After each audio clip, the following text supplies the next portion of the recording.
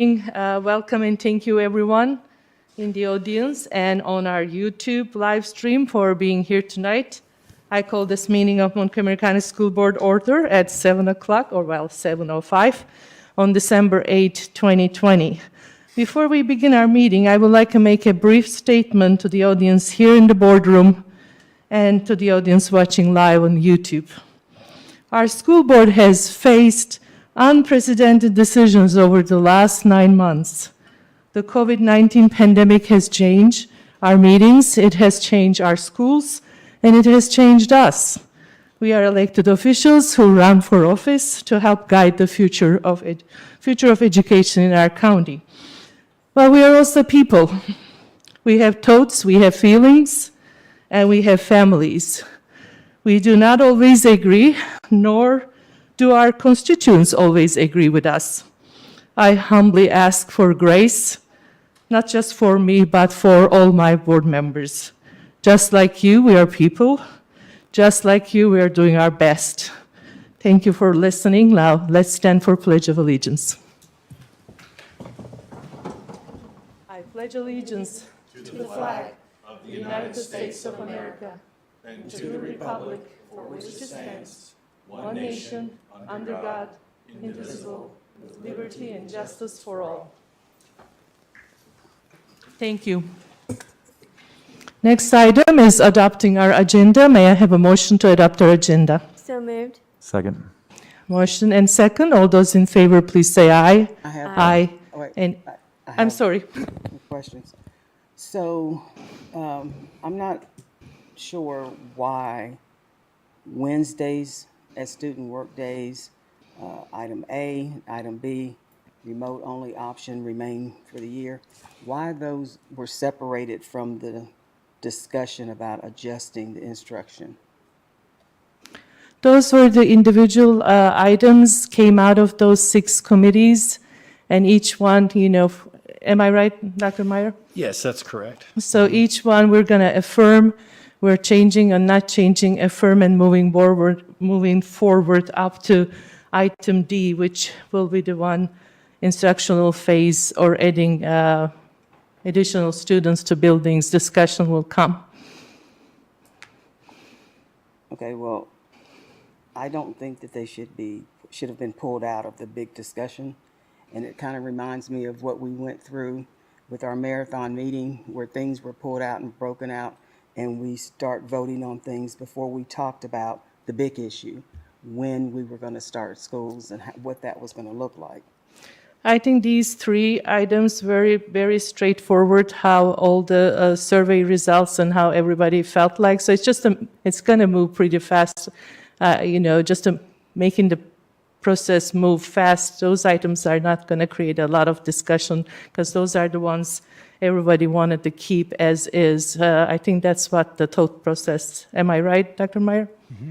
But wouldn't, if we were to change the phases, wouldn't the cleaning procedures change too?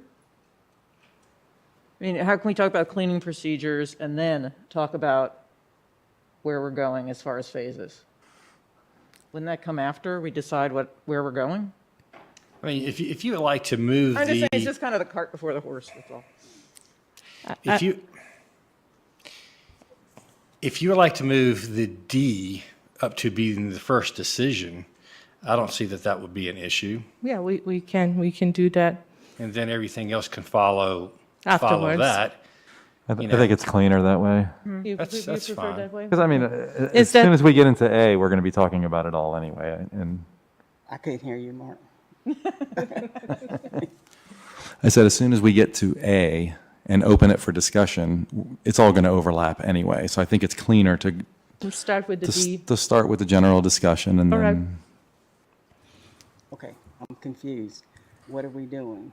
I think Ms. Cassis and Mr. Chabaka's suggestion was move the D to the beginning, and discuss the general opening discussions, and then move forward to A, B, C afterwards. So if Right. which is what I was saying. Yeah, yeah, exactly- yeah, okay, yes. So start with the phase and then get to the details of that Yeah, phase, whatever that yeah, ends up after yeah, to that. change the order. That's, I that's see. fine. Okay. That's fine. That makes sense. So the, For procedural, Ms. Graham, you made that motion. Are you willing to amend your motion to adopt the agenda, moving the discussion and/or adjustments to MCPS instructional phases and levels as the first agenda item? Yes. And Mr. Chewbacca, you were the second. Are you willing to accept that? I am. Okay, then we are ready. thank you. Now we are, anything else? Okay, all those in favor, please say aye. Aye. Aye. Any opposed? Now we approve our agenda with the change that we'll discuss item D first. The next item is our public address part. Did we approve that? Yes. Yes, You just did. Okay. so let me check how many we have. I think, yes.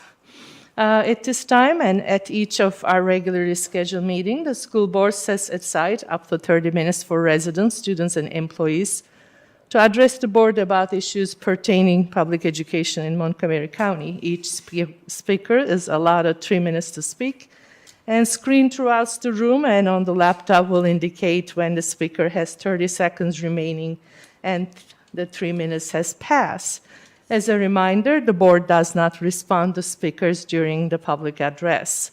We currently have 19 individuals signed up to speak.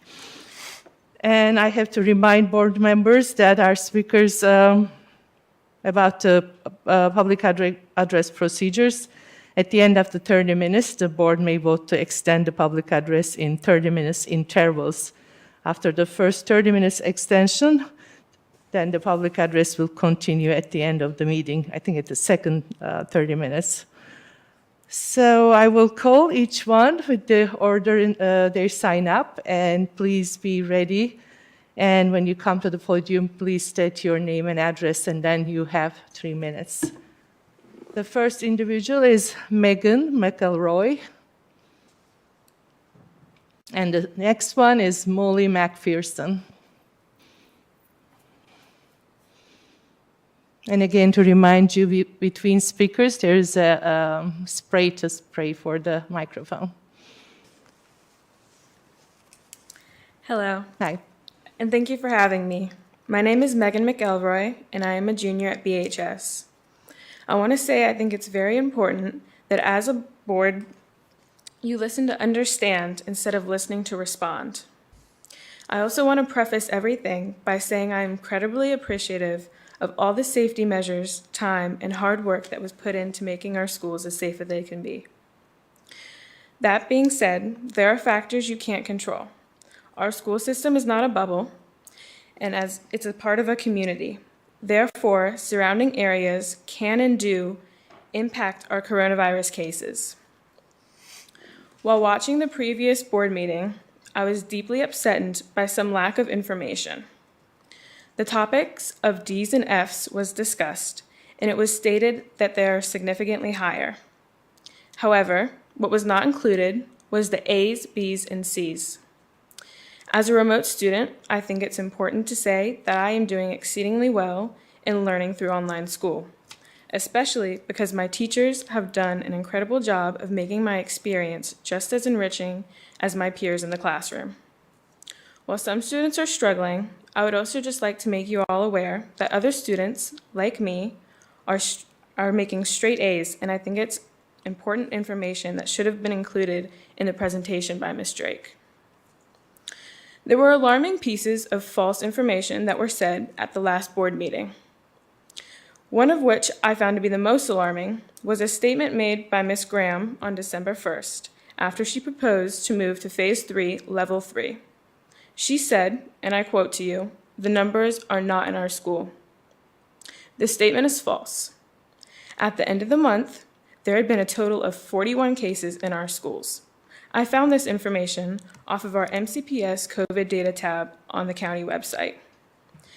As board members are considered to be leaders of our community, I think it's imperative to speak the factual information, as misinformation like this can lead to dangerous conclusions. The idea of moving to Phase 3, Level 3 is inappropriate and irresponsible at this time, especially because we were told since day one that the levels created were to be adjusted and evaluated both up and down based on the level of risk within our community. Since then, we have seen cases go drastically up in our schools and throughout the entire county, yet no changes to go back down levels. Instead, it was proposed to move up levels. Please tell me why the rise in COVID cases and risk factors of holiday travel, why it would be a good idea to go back in person after the break. Why is this an option to be considered at all? Lastly, in making your decision, it has been said many times that if any student is to feel uncomfortable or unsafe, there would be an option to switch remote. Let me remind you, this is not available for teachers. Thank you, Megan. Thank you. Next one is Molly McPherson, and then after Linwood Hudson.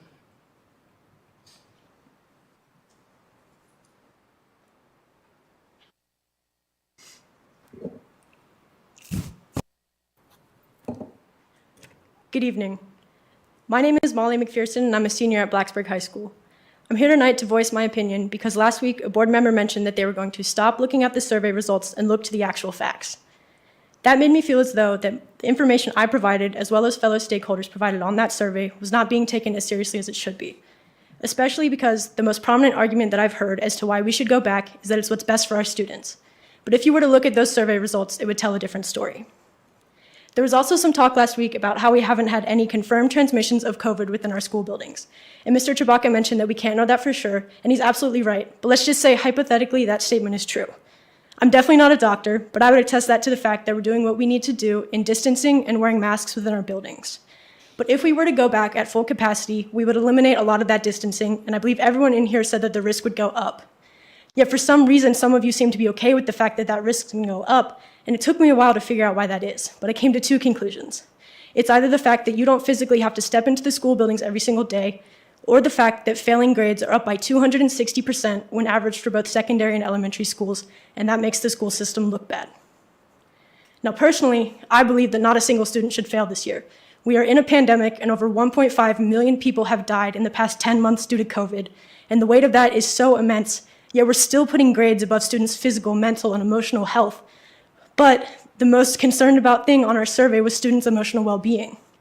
And this isn't just an MCPS issue, this is an American education system issue, and we have such a prime opportunity right now to change the way that our system functions at its core, yet we're not doing it.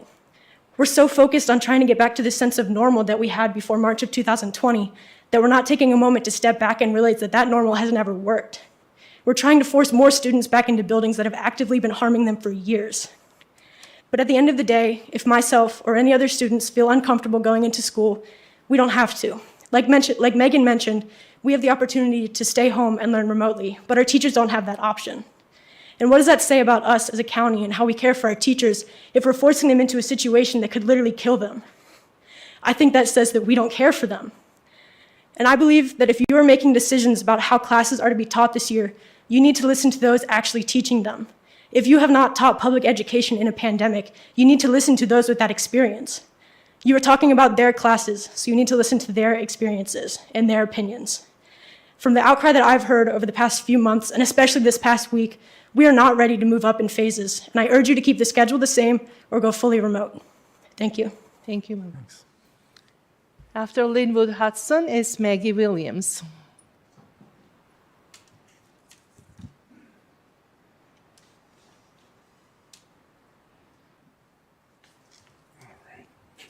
I'm not sure how I'm supposed to follow that there, but. All right. Hi, friends. My name is Linwood Hudson. I'm the PTO president at Blacksburg Middle School. Thanks for letting me speak tonight. I want to start by saying thank you for the hybrid schedule model. This board doesn't get enough credit for that, I believe. Folks like to complain about it, but it's allowing our kids to be in school safely. I have friends and family all around the state who would love to be doing what we are doing. Their counties still haven't figured out how to let their kids come back to school safe. But you did it, and I think you deserve thanks for that. But let's be clear, your model doesn't keep COVID out of our schools. That wasn't what it was designed to do. It was designed to avoid transmissions in our classrooms. And while we haven't had any confirmed classroom transmissions, that doesn't mean that we don't have the virus in our schools. It could be walking in and out every day. We don't screen or test our kids enough to know who has it and who doesn't. When I spoke to Jason Deese at VDH, he confirmed that transmissions have already happened in the schools, just not in the classrooms. He also shared that they rarely contact trace in the secondary classrooms because with the 6 feet and the masks, they believe that there's no risk for the virus to spread in the classrooms. The distance and the masks are the key. That's what's keeping our students and staff safe.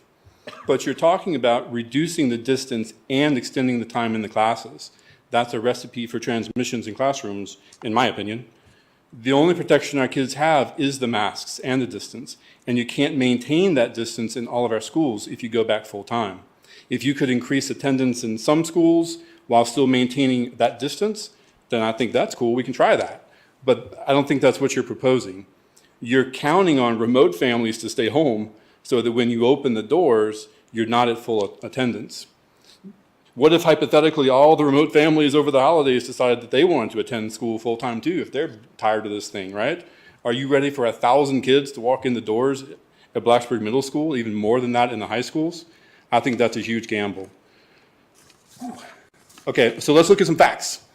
Based on your dashboard, last week MCPS had the highest number of cases reported in a week in our schools since this pandemic started.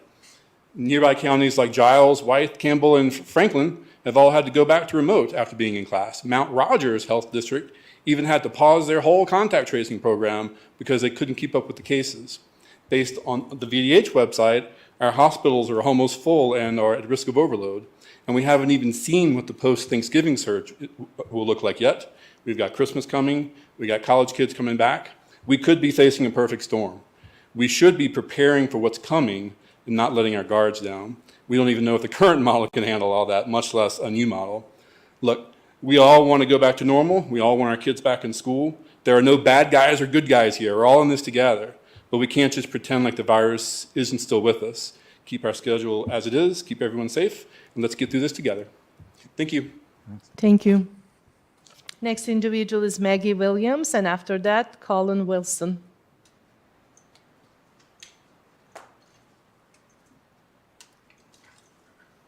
We have Maggie Williams.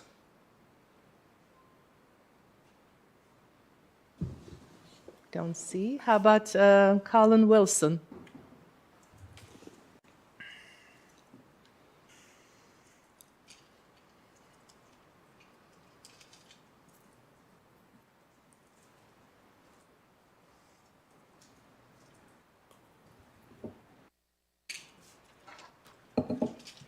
My name is Colin Wilson, and I'm currently a senior at Blacksburg High School.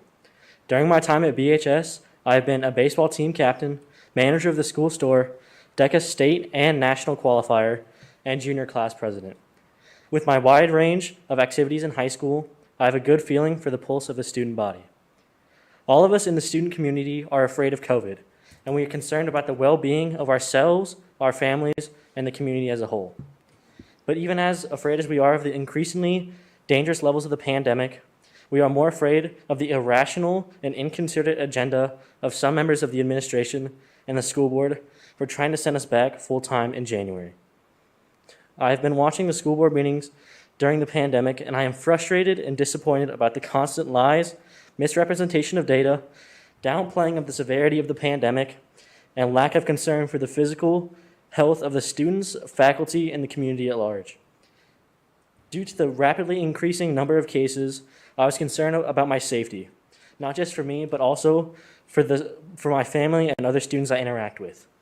After Thanksgiving break, I and a significant number of my classmates realized that going to school was too much of a risk, so we decided to switch to fully remote.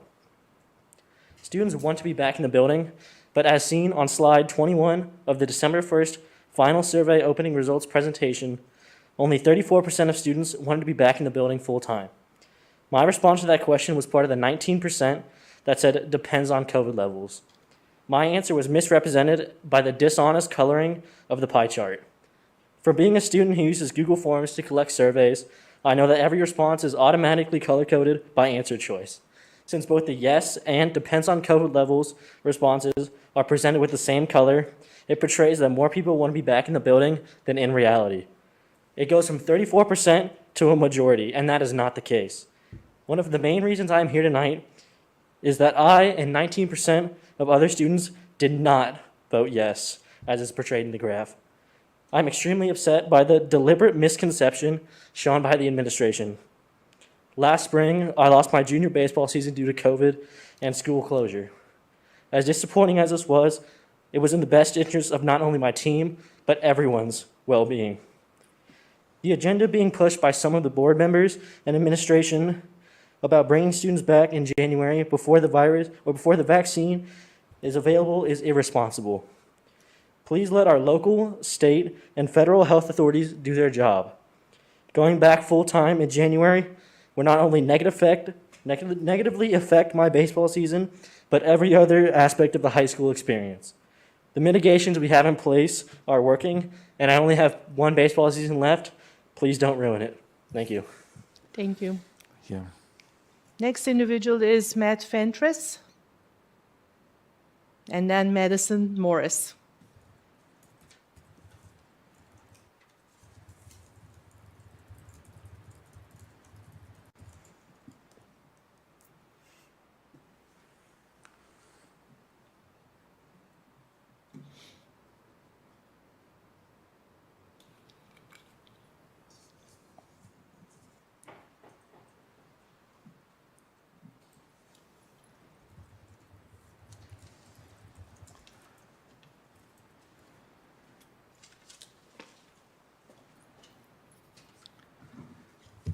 Good evening.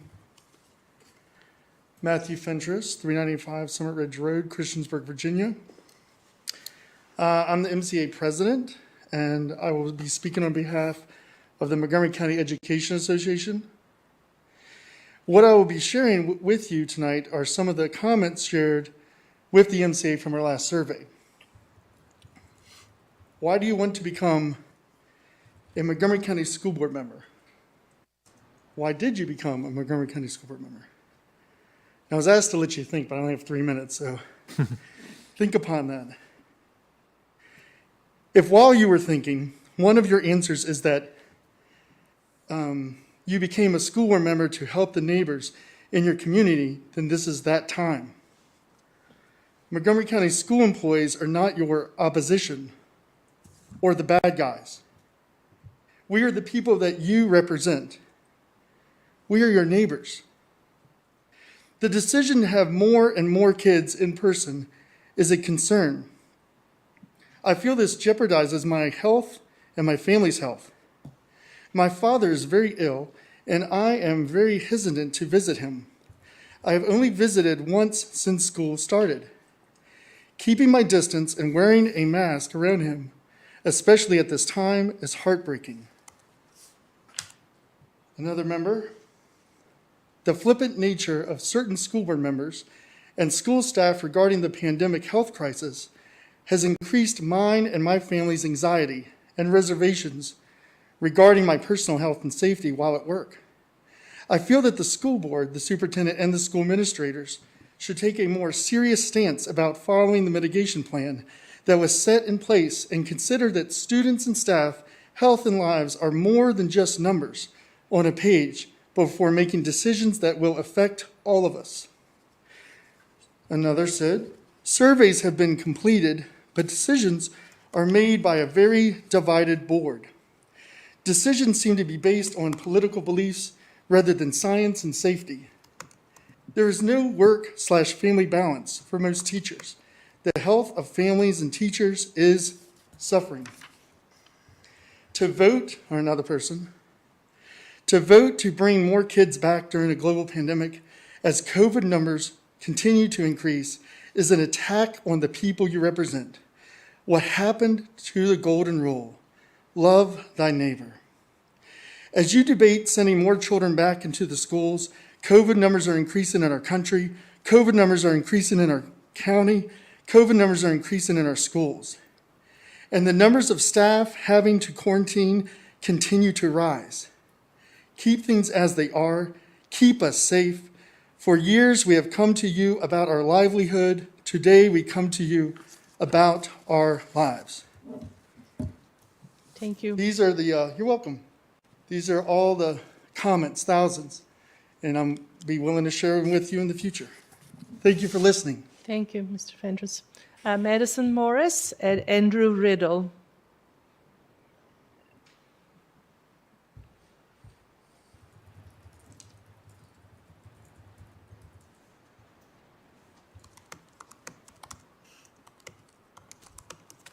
Hi, my name is Madison Morris, and I'm a sophomore at Blacksburg High School. Not gonna lie, I am kind of nervous talking to you guys, but I'm also nervous about the well-being of our community. I am done with change. I know the stress in the community is really hard on everyone, especially students and teachers. COVID and changing, it's impacted all of us, and now is not the time to change.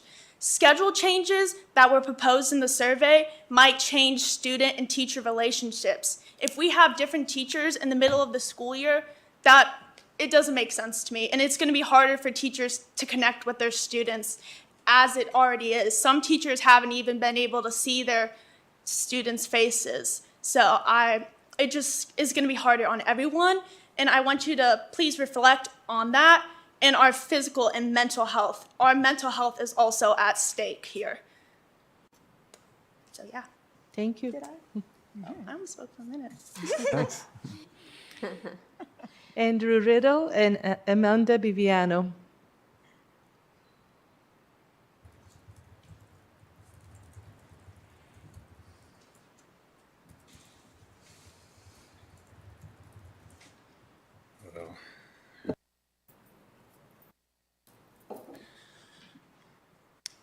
Andrew Riddle, 211 Cork Drive in Blacksburg.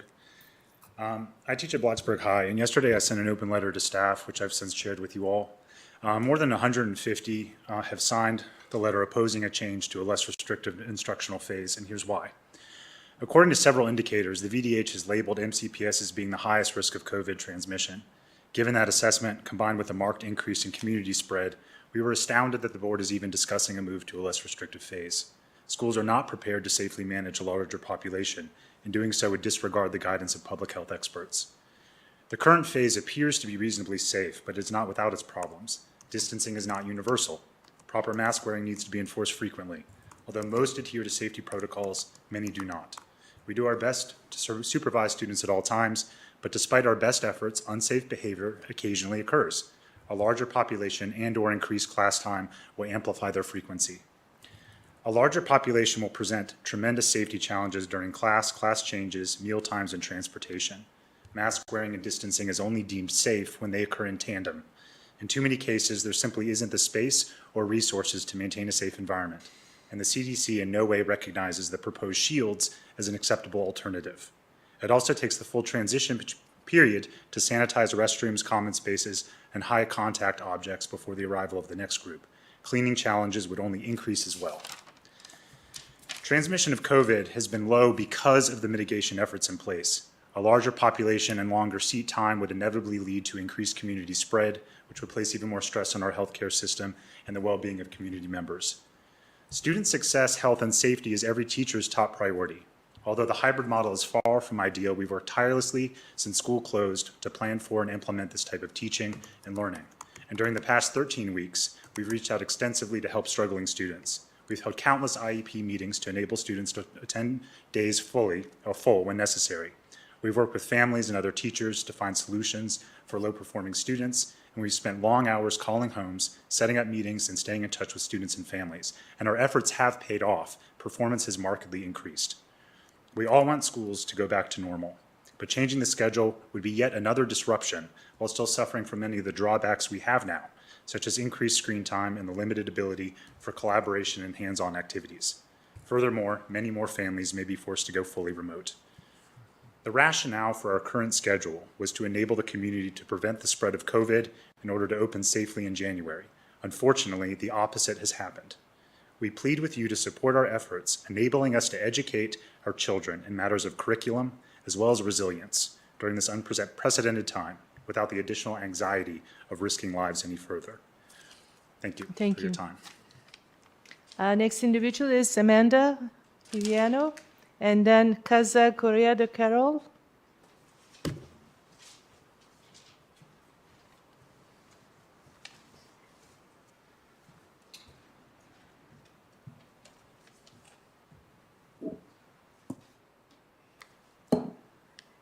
Amanda Viviano, Blacksburg, Virginia.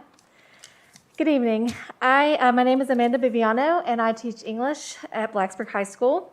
Like many of you, I have followed the news and research about safety in school since we first began thinking about returning to school in the fall.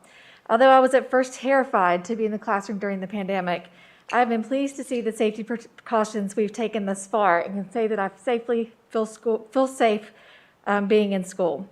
As you consider the proposal to alter our scheduling, however, I would like to ask that you consider the advice of scientists and experts in viruses and transmission. I recently contacted Virginia Tech professor Lindsay Marr, who is a leading expert in the airborne transmission of infectious disease in our country, to ask her advice on how schools should open safely. She shared several resources with me that I would like to briefly summarize tonight. First, I think we can all agree it is in the best interest of students to attend school safely. Safely is the key word here, as the guidelines Dr. Marr and other scientists have shared tell us that schools should consider a range of control strategies, which involves having students wear masks, maximizing physical distancing, and limiting shared objects, all guidelines that we have adhered to thus far. Regarding the use of plexiglass to mitigate the transmission of the virus once more students are allowed in person, as was discussed at the last school board meeting, Dr. Marr stated that plexiglass partitions are not an effective way of reducing the risk of COVID-19 transmissions. She shared that a study of partitions in a hospital showed that plexiglass reduced the risk in some parts of the ward and decreased it in others. She suggested that our attention be on improving ventilation, such as opening windows and using portable HEPA filters in each classroom. In the school reopening plan shared with me, limiting large gatherings such as lunchrooms and enabling physical distancing of students is a key part of reopening safely. By increasing the number of students we have in the classroom, which was discussed at the last school board meeting, we cannot maximize the physical distancing, and we will be going against the recommendations of our leading experts. I am asking that you consider the most recent data of those who have encouraged the reopening of schools but have asked for strict control measures and guidelines so that the risk to students, staff, and our community can be kept low. I ask that you consider our most vulnerable populations, such as teachers and community members who are at higher risk from the virus and are still working and are still in our schools, especially as our country is predicted to have its highest spike in cases yet over the upcoming months. Thank you. Thank you. The next one, Kaza.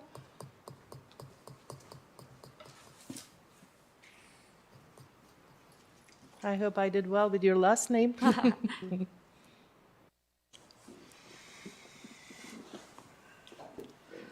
Hi, my name is Kaja Correa de Carol. I live at 660 Liberty Street.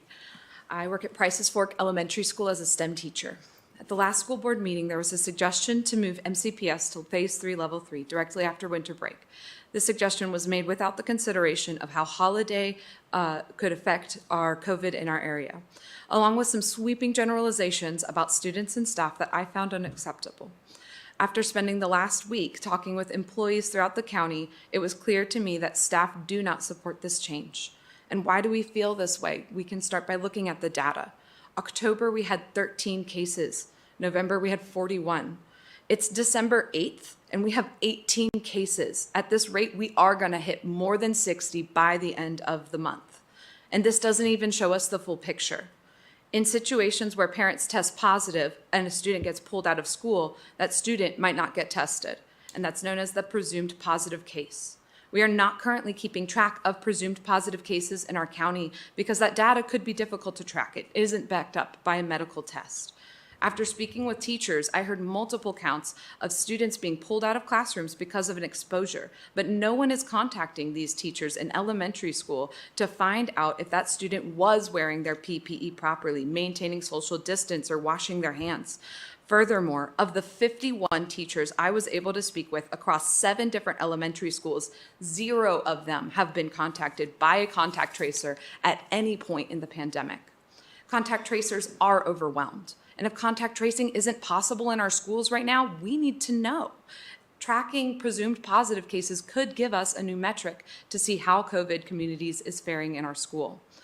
I need you to understand the level of stress felt by our staff. We thank you for the support, the flexible COVID sick days, the stipend, and the mental health resources. But we have concerns about the proper use of PPE, maintaining distance at an increased capacity, and the shortage of subs that we have for teachers, aides, and bus drivers. I have shared a document with you all listing the data that I collected in my survey, along with the concerns I received. We must address the concerns of our staff before we put more stress on this system. Out of the 51 people that I surveyed, 49 did not support the idea of students coming back in January. We want our students back in school, but we must wait at least to see how much the spread with the holiday comes. While we can hope for families to take COVID into consideration and reduce their plans to see others, we know that people need people and we want our schools to get opened. But our community must start working together to bring these numbers down. Until then, I and many others will not support an increase of students in the school. Thank you for your time. Thank you. The next individual is Lauren Culver. And then Katie Seidemann. I think before we get to Ms. Seidman, Okay, that there will need to be a motion. that's the time. We are hitting I'm the gonna- third. We're at 3 minutes exactly. Okay, thank you. Good evening. My name is Lauren Culver. I live at 565 Christman Mill Road in Christiansburg, and I'm a senior at Blacksburg High School. As you all know, one of the potential changes you all could vote on this evening is changing us to level 3 of phase 3 of our COVID mitigation plan. As a student at MCPS, this is deeply concerning to me, but it's more concerning to me as the daughter of 2 MCPS teachers. Our teachers do not have a remote option like our students do, and they are required to put themselves at risk no matter their comfort level. A couple weeks ago, my mother was sent home in the middle of her workday to quarantine after being exposed to a student who falsely tested positive. My first reaction was to ask how there was even a risk of exposure with all of the safety measures we have in place. The truth is that students continuously need reminders to wear their masks and wear them properly, and the result is that we are not nearly as safe and sound as the data presented to the board makes it seem. I also understand that a large part of the desire to bring students back to school in person is rooted in a concern for student mental health. Please believe me when I tell you that I know the impact that remote learning and lack of in-person opportunities has on a person's mental health. I'm a student who takes her education very seriously, and I'm also very proud to be a leader of many aspects of my school and my community. And I cannot express to you all how difficult it is to know that I am not reaching my full potential as a student or as a leader in my schools this year. However, if given the choice between continuing to struggle through this year as I am now, and increasing the risk of infection by even the smallest amount for the sake of our mental health and for the sake of in-person learning, I would choose to continue as we are now without hesitation. As much as we all deeply wish we could return to some sense of normalcy, it simply does not make sense to loosen restrictions as cases and deaths continue to rise in this region. I appreciate your concern for our mental health, and I encourage you all to continue finding ways to support students and staff. However, I ask that you not prioritize in-person learning over keeping us alive in the midst of a deadly pandemic. We all typically pride ourselves on setting and achieving new goals every year. However, I believe that this year we can consider the school year a success if we reach the end of it safe and alive, and the best way to do so is to continue with our current mitigation plan. I have the utmost respect for the hard work that the board is doing, and I ask that you return that respect to the people who have no choice but to put their safety in your hands. Thank you very much. Thank you. Board, we reached the 30 minutes. So may I have a motion to extend for another 30 minutes? So move. Second. I have a motion second. All those in favor, please say aye. Aye. Aye. Any opposed? Thank you. The next individual is Katie, and then Andy Metzler.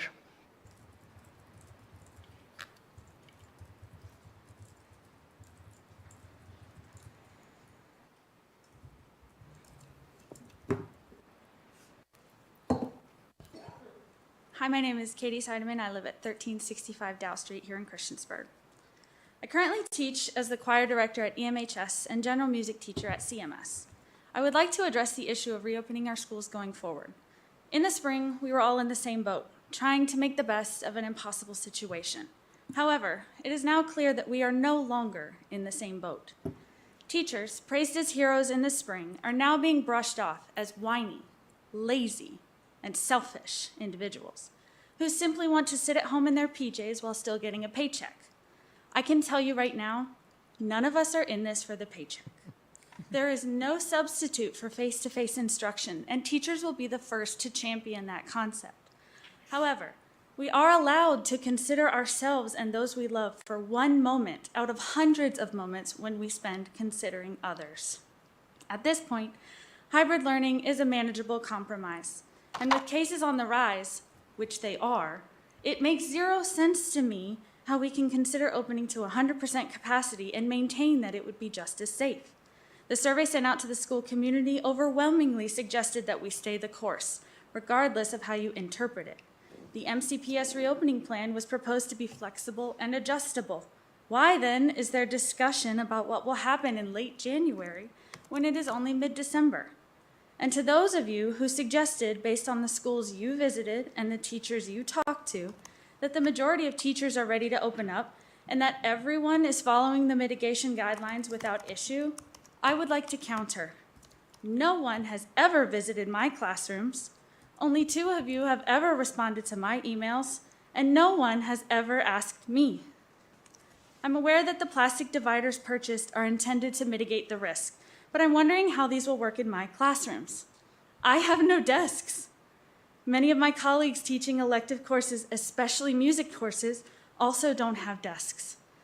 I invite you to come observe my classrooms to help me find a solution. Now I know what you're thinking. Students are behind. We need to get them caught up.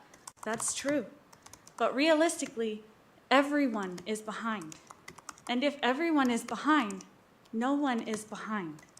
And when all of this is said and done, do you know who I trust the most to get everyone back on track? Teachers. I do not have children in school, and I cannot speak to the difficulties facing our parents as they attempt to navigate so many challenges. I do not know, and I do not claim to know, how hard it has been for our families with children in school. I do, however, have kids, 131 kids to be exact. Please do not mistake my concern for myself and my loved ones as lack of concern for my kids, because they are one in the same. Thank you for your time. Thank you. Next individual is Andy Metzler and then Debbie McDowell.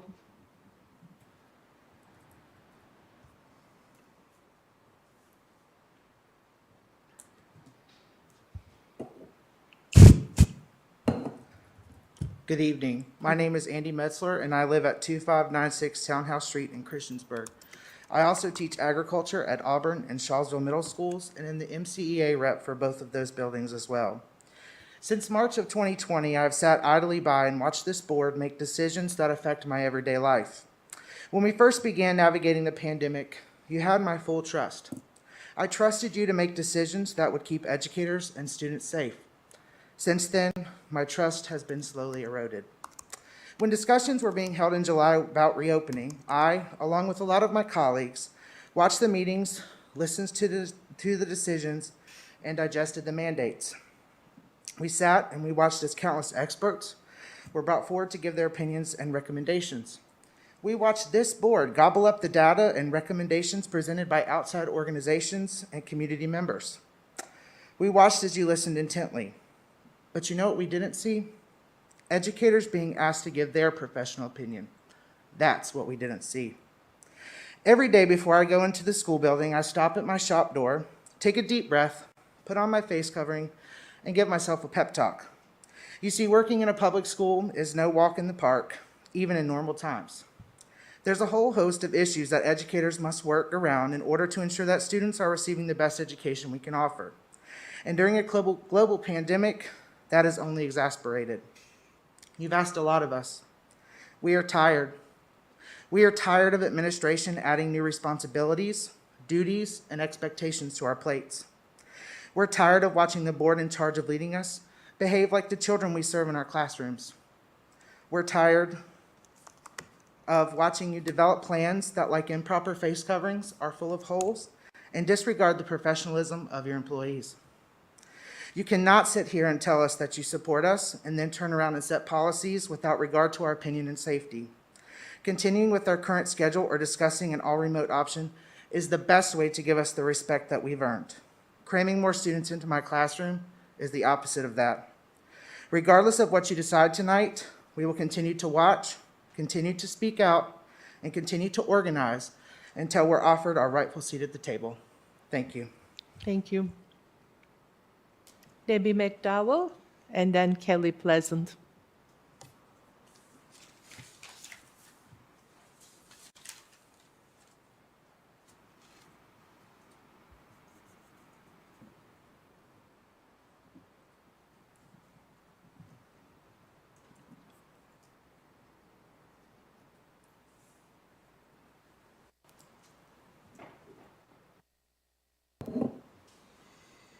Hello, my name is Debbie McDowell, and this is my daughter Maggie, who is a sixth grader at BMS. She's standing with me today because she doesn't feel comfortable speaking in front of you, but feels very strongly that we should not go back to full in-person school, and wanted to be here so you could see that.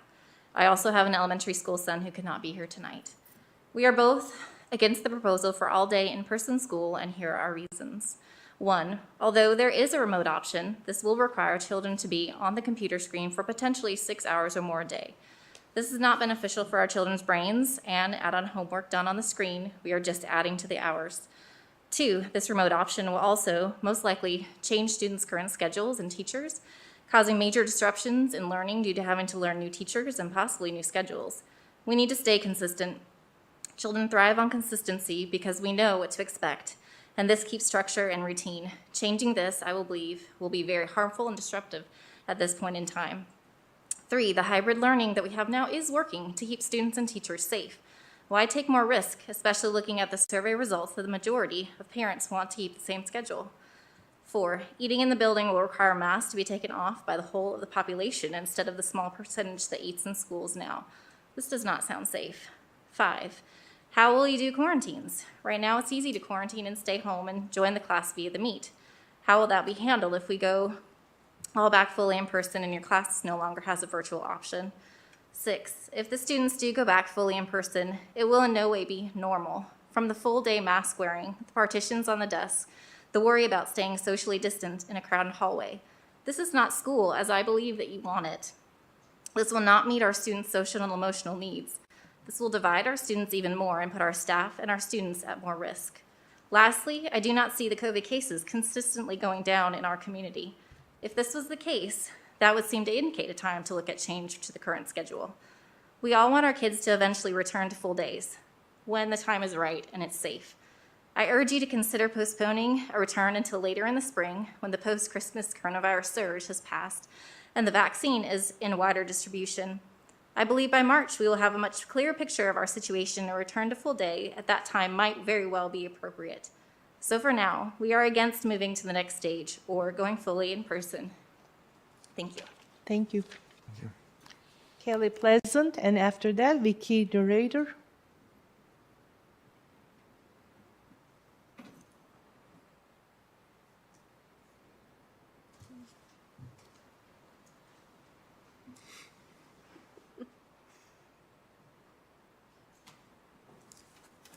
Good evening.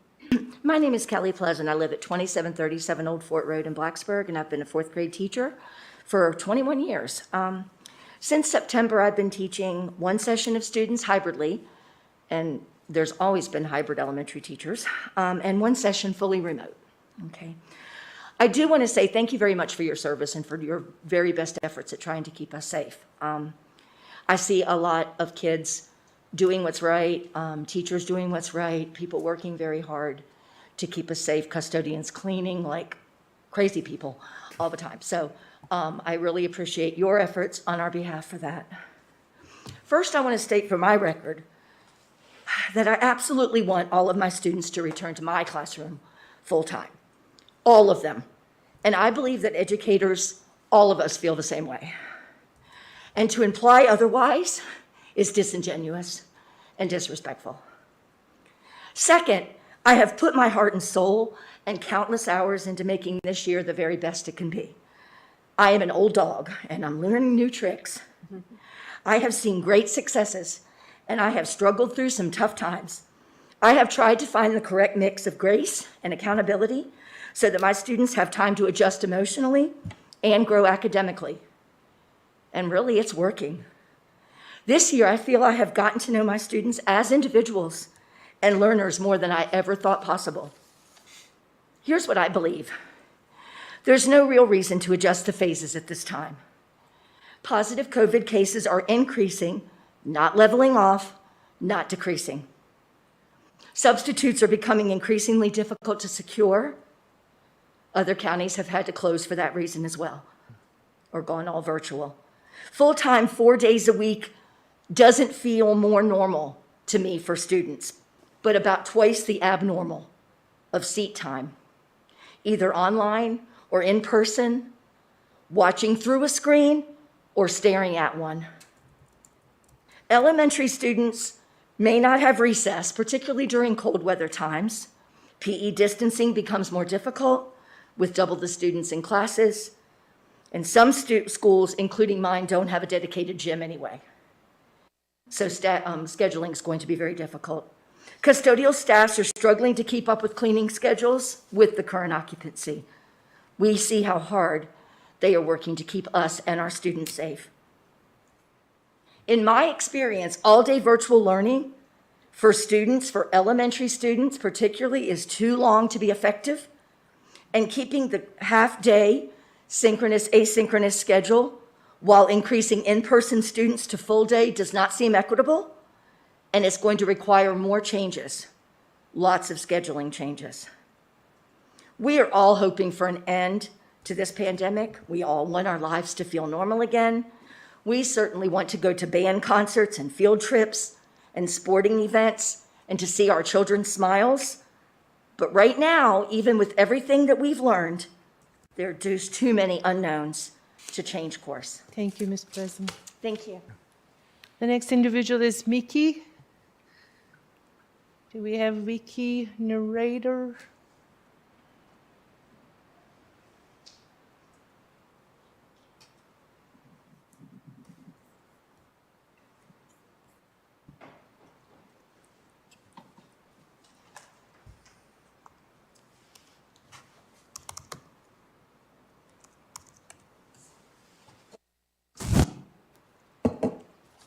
Okay. Hi, I'm Vicki.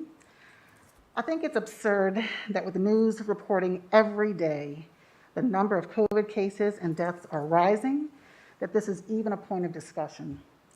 These proposed changes are only likely to add to the ever-growing burden this pandemic is having on our hospital system and healthcare providers. Now, the school board did do a commendable job developing and implementing a protocol that allowed for a flexible return to the fall semester. Considering the evolving nature of this pandemic and uncertainty, why rush to change this? Why rush to change something that's working for most students? We are right now in the middle of holidays, travel, get-togethers, from which we will not see the true effects until mid-January to February. Now, each of you took an oath when you entered these elected positions, which states that as an officer, you will faithfully and impartially discharge all the duties incumbent upon you as a school board member. One of your duties, according to your bylaws, is to adhere to your code of ethics.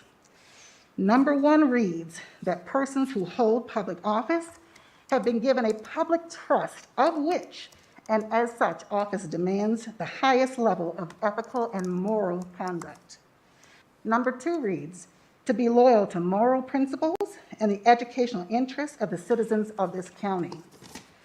The 4th reads that you should avoid the practice of taking more time to address an issue before the school board than is necessary and essential for adequate consideration of those matters being discussed. You conducted a survey of your community in which the data indicated overwhelmingly to keep the schedule as it is. Therefore, this conversation should not even be happening. Beyond this, the mission of the goals of MCPS are to see to it that students graduate career and college ready, and that the environment in which this takes place is physically safe and emotionally sustaining. Students cannot achieve graduation if they are battling illness and/or dead. It also means that you have an obligation to make every attempt to keep our teachers well. Increasing numbers means increasing possible teacher exposure, and we cannot graduate students without adequate teaching. Now, yes, you have tried to implement physical distancing, mask wearing, and providing barriers, but these are not absolute measures. We do not know how this virus, let me back up. What we do know is that increasing the numbers in our classroom will increase the risk to our students, and that without proper and adequate ventilation, and to my knowledge, no adjustment has been made in the classrooms, you will not be able to protect our students. You have a responsibility to assist in the provision of education, but above this, the health and safety, not only to our children, but to their families and the communities in which they live. Years from now, there will come a time when people ask you, what did you do to prevent the spread of this virus? I hope you choose correctly. You have an obligation to not encourage large gatherings. Thank you very much. Next individual is Marsha Elliott and Nikki. And then we have Angela Correa.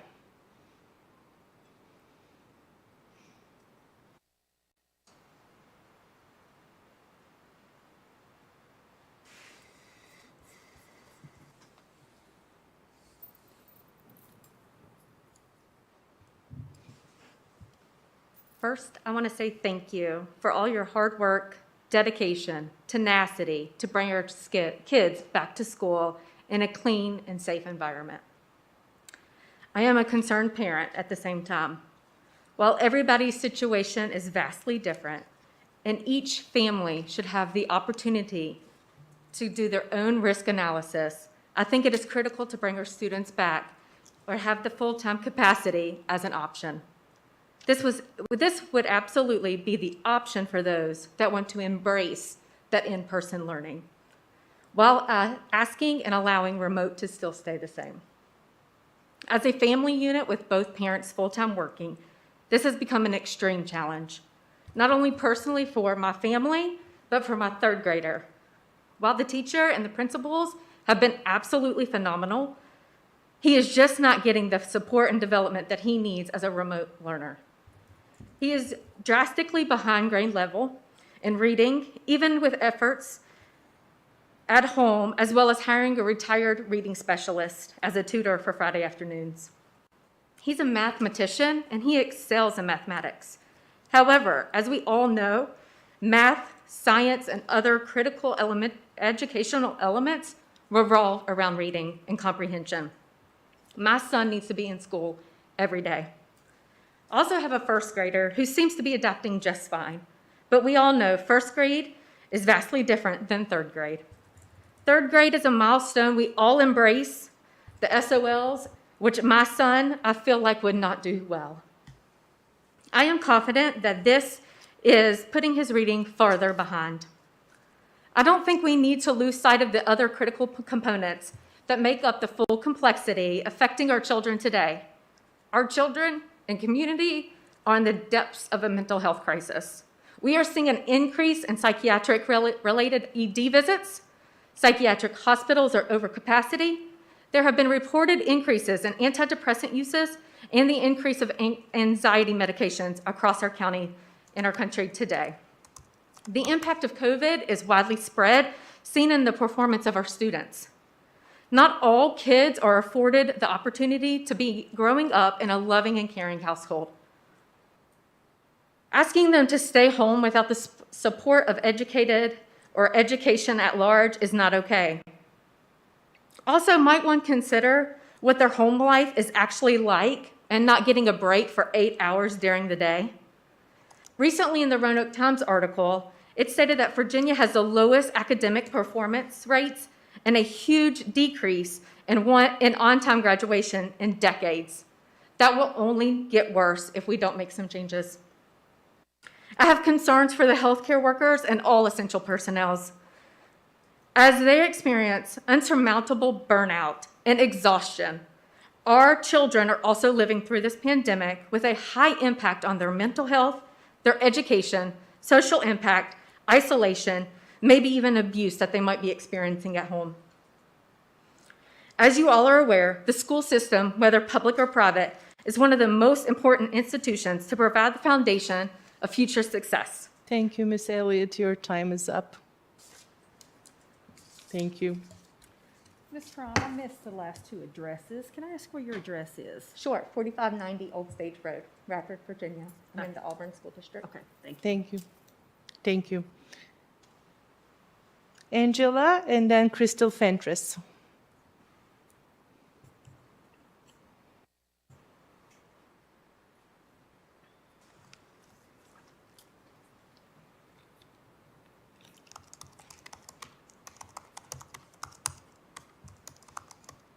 Hello, my name is Angela Correa, and my address is 1011 Pollard Road, Christiansburg. Thanks for the opportunity to speak. I have one child attending part-time in person at Christiansburg Middle School and one child attending part-time in person at Christiansburg Elementary School. My husband and I both work full-time, and I've wrestled with the difficulties of parenting through this hybrid instruction model. And I fully acknowledge that from a purely educational standpoint, it's not equal to the education they could receive in person full-time. That being said, I feel very strongly that now is not the time to return to full-time in-person instruction. Case numbers, infectivity rates, and fatalities from COVID-19 are near an all-time high, and we need to do all we can to keep them from surging beyond the very limited capacity of our local healthcare resources. Full-time in-person instruction will make adequate social distancing impossible and will create an unsafe environment for teachers, students, paraprofessionals, and support staff at the schools. The elderly and immunocompromised in our community need to be protected until a vaccine is widely available. We need to get through this winter.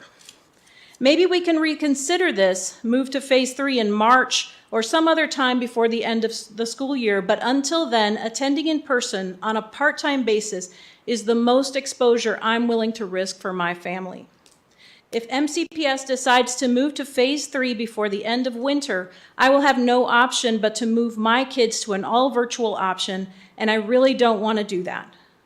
Please vote not to move to phase 3 at this time. Thank you. Thank you. Next one, Crystal Fentress.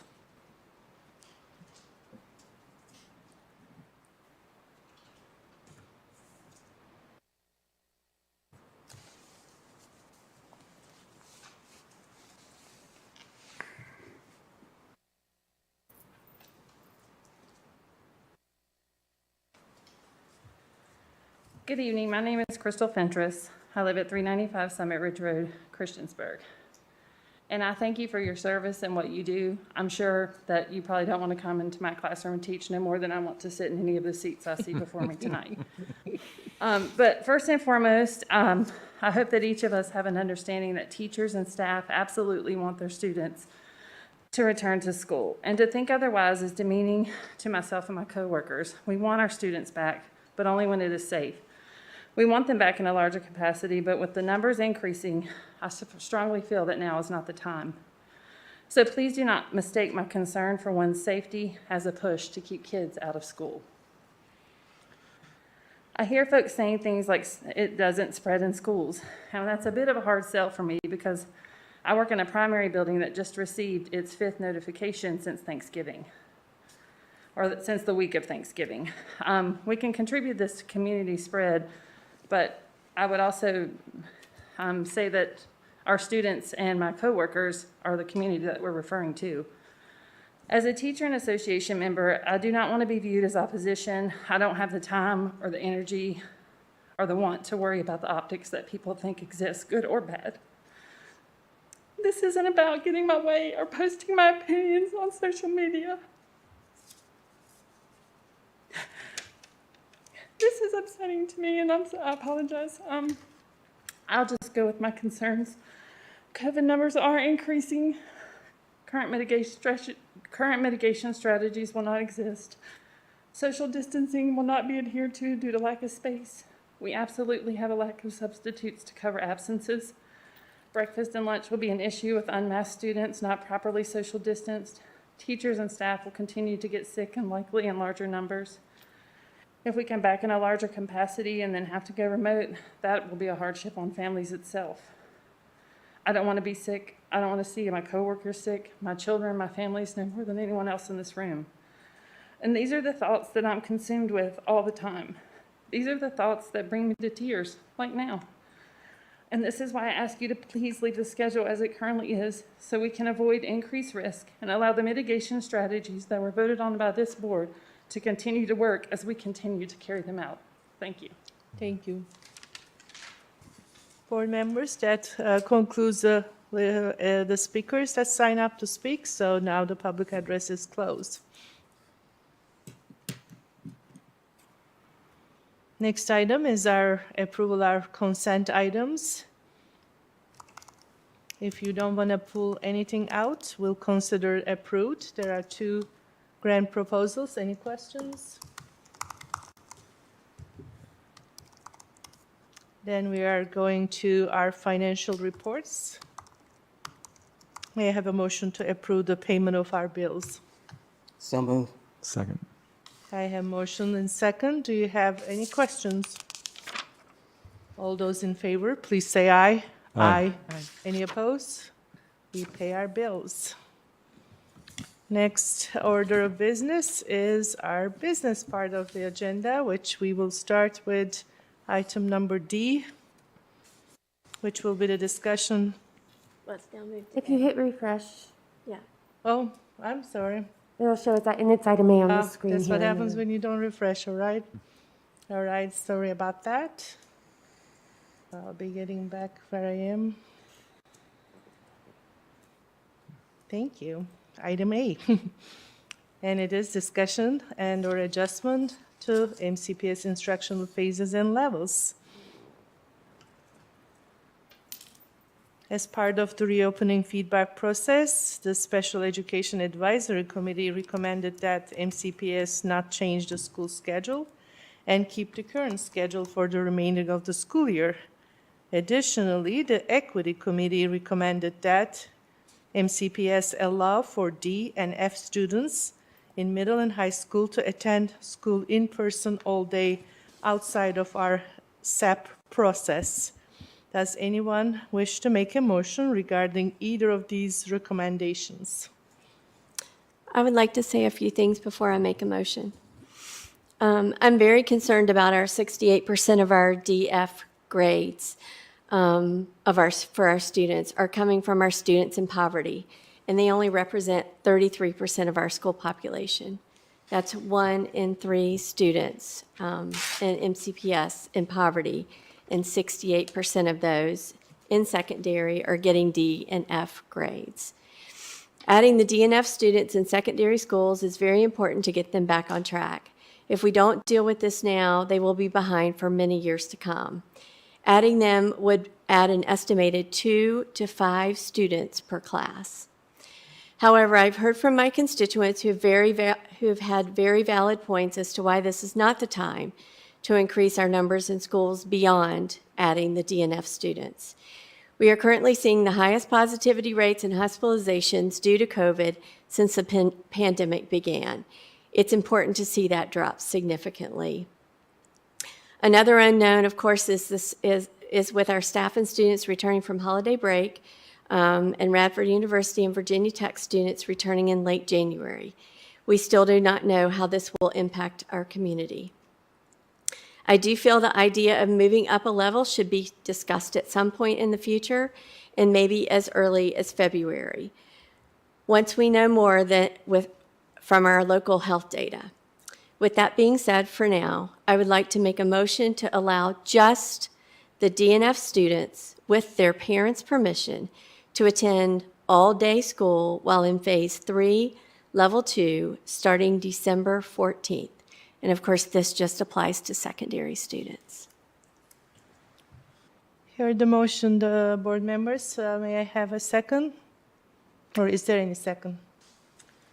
And also, I'd like to say that's remaining in the phase that we're in, because a lot of people have made comments they don't want to go to phase 3, but we are in phase 3, correct? We're in phase 2. Phase 3 and Phase- 2 is where we are right now. Right. Correct. We're in phase 3 and level 2 of phase 3. What would happen with the way the motion was presented would be we would stay in phase 3, level 2, but it would just be that extra group of students within that level that would be able to attend. Right. Right. I just wanted to clarify for, just to make sure everybody understood that we're staying in that phase. We're not moving to it. Okay. Correct. I second. Thank you. Now, any discussions, board members? I'd like to say something. Sure. I've had the opportunity over the last few days to visit several of our schools, and I had a very interesting conversation today with one of the high school teachers. And last week I had concerns about whether we should be bringing back DNF students, and I asked for some numbers from Mr. Polly as far as what we were looking at as far as, I'm going to just, since I'm sitting here, and you can hear me. So, and I was and I asked for some numbers from Mr. Polly regarding grades and what the grades looked like as far across the board. I don't think I saw a breakdown by schools, but one of the conversations I had today was about the fact that the numbers that were put together were for first quarter. And first quarter, as we know, was a pretty difficult time. Students were new at hybrid, teachers were new to hybrid. We went fully remote for 2 weeks, was it? 2 weeks during that time period. It was pretty chaotic. And we were still really getting our feet wet with the whole idea of the hybrid model. However, teachers now they've learned. I was just amazed in the last few days at what I saw within our schools, at least the 3. I went to an elementary, a middle school, and a high school. And the ability of our teachers to adapt, and our students to adapt to the whole idea of doing it this way was pretty amazing.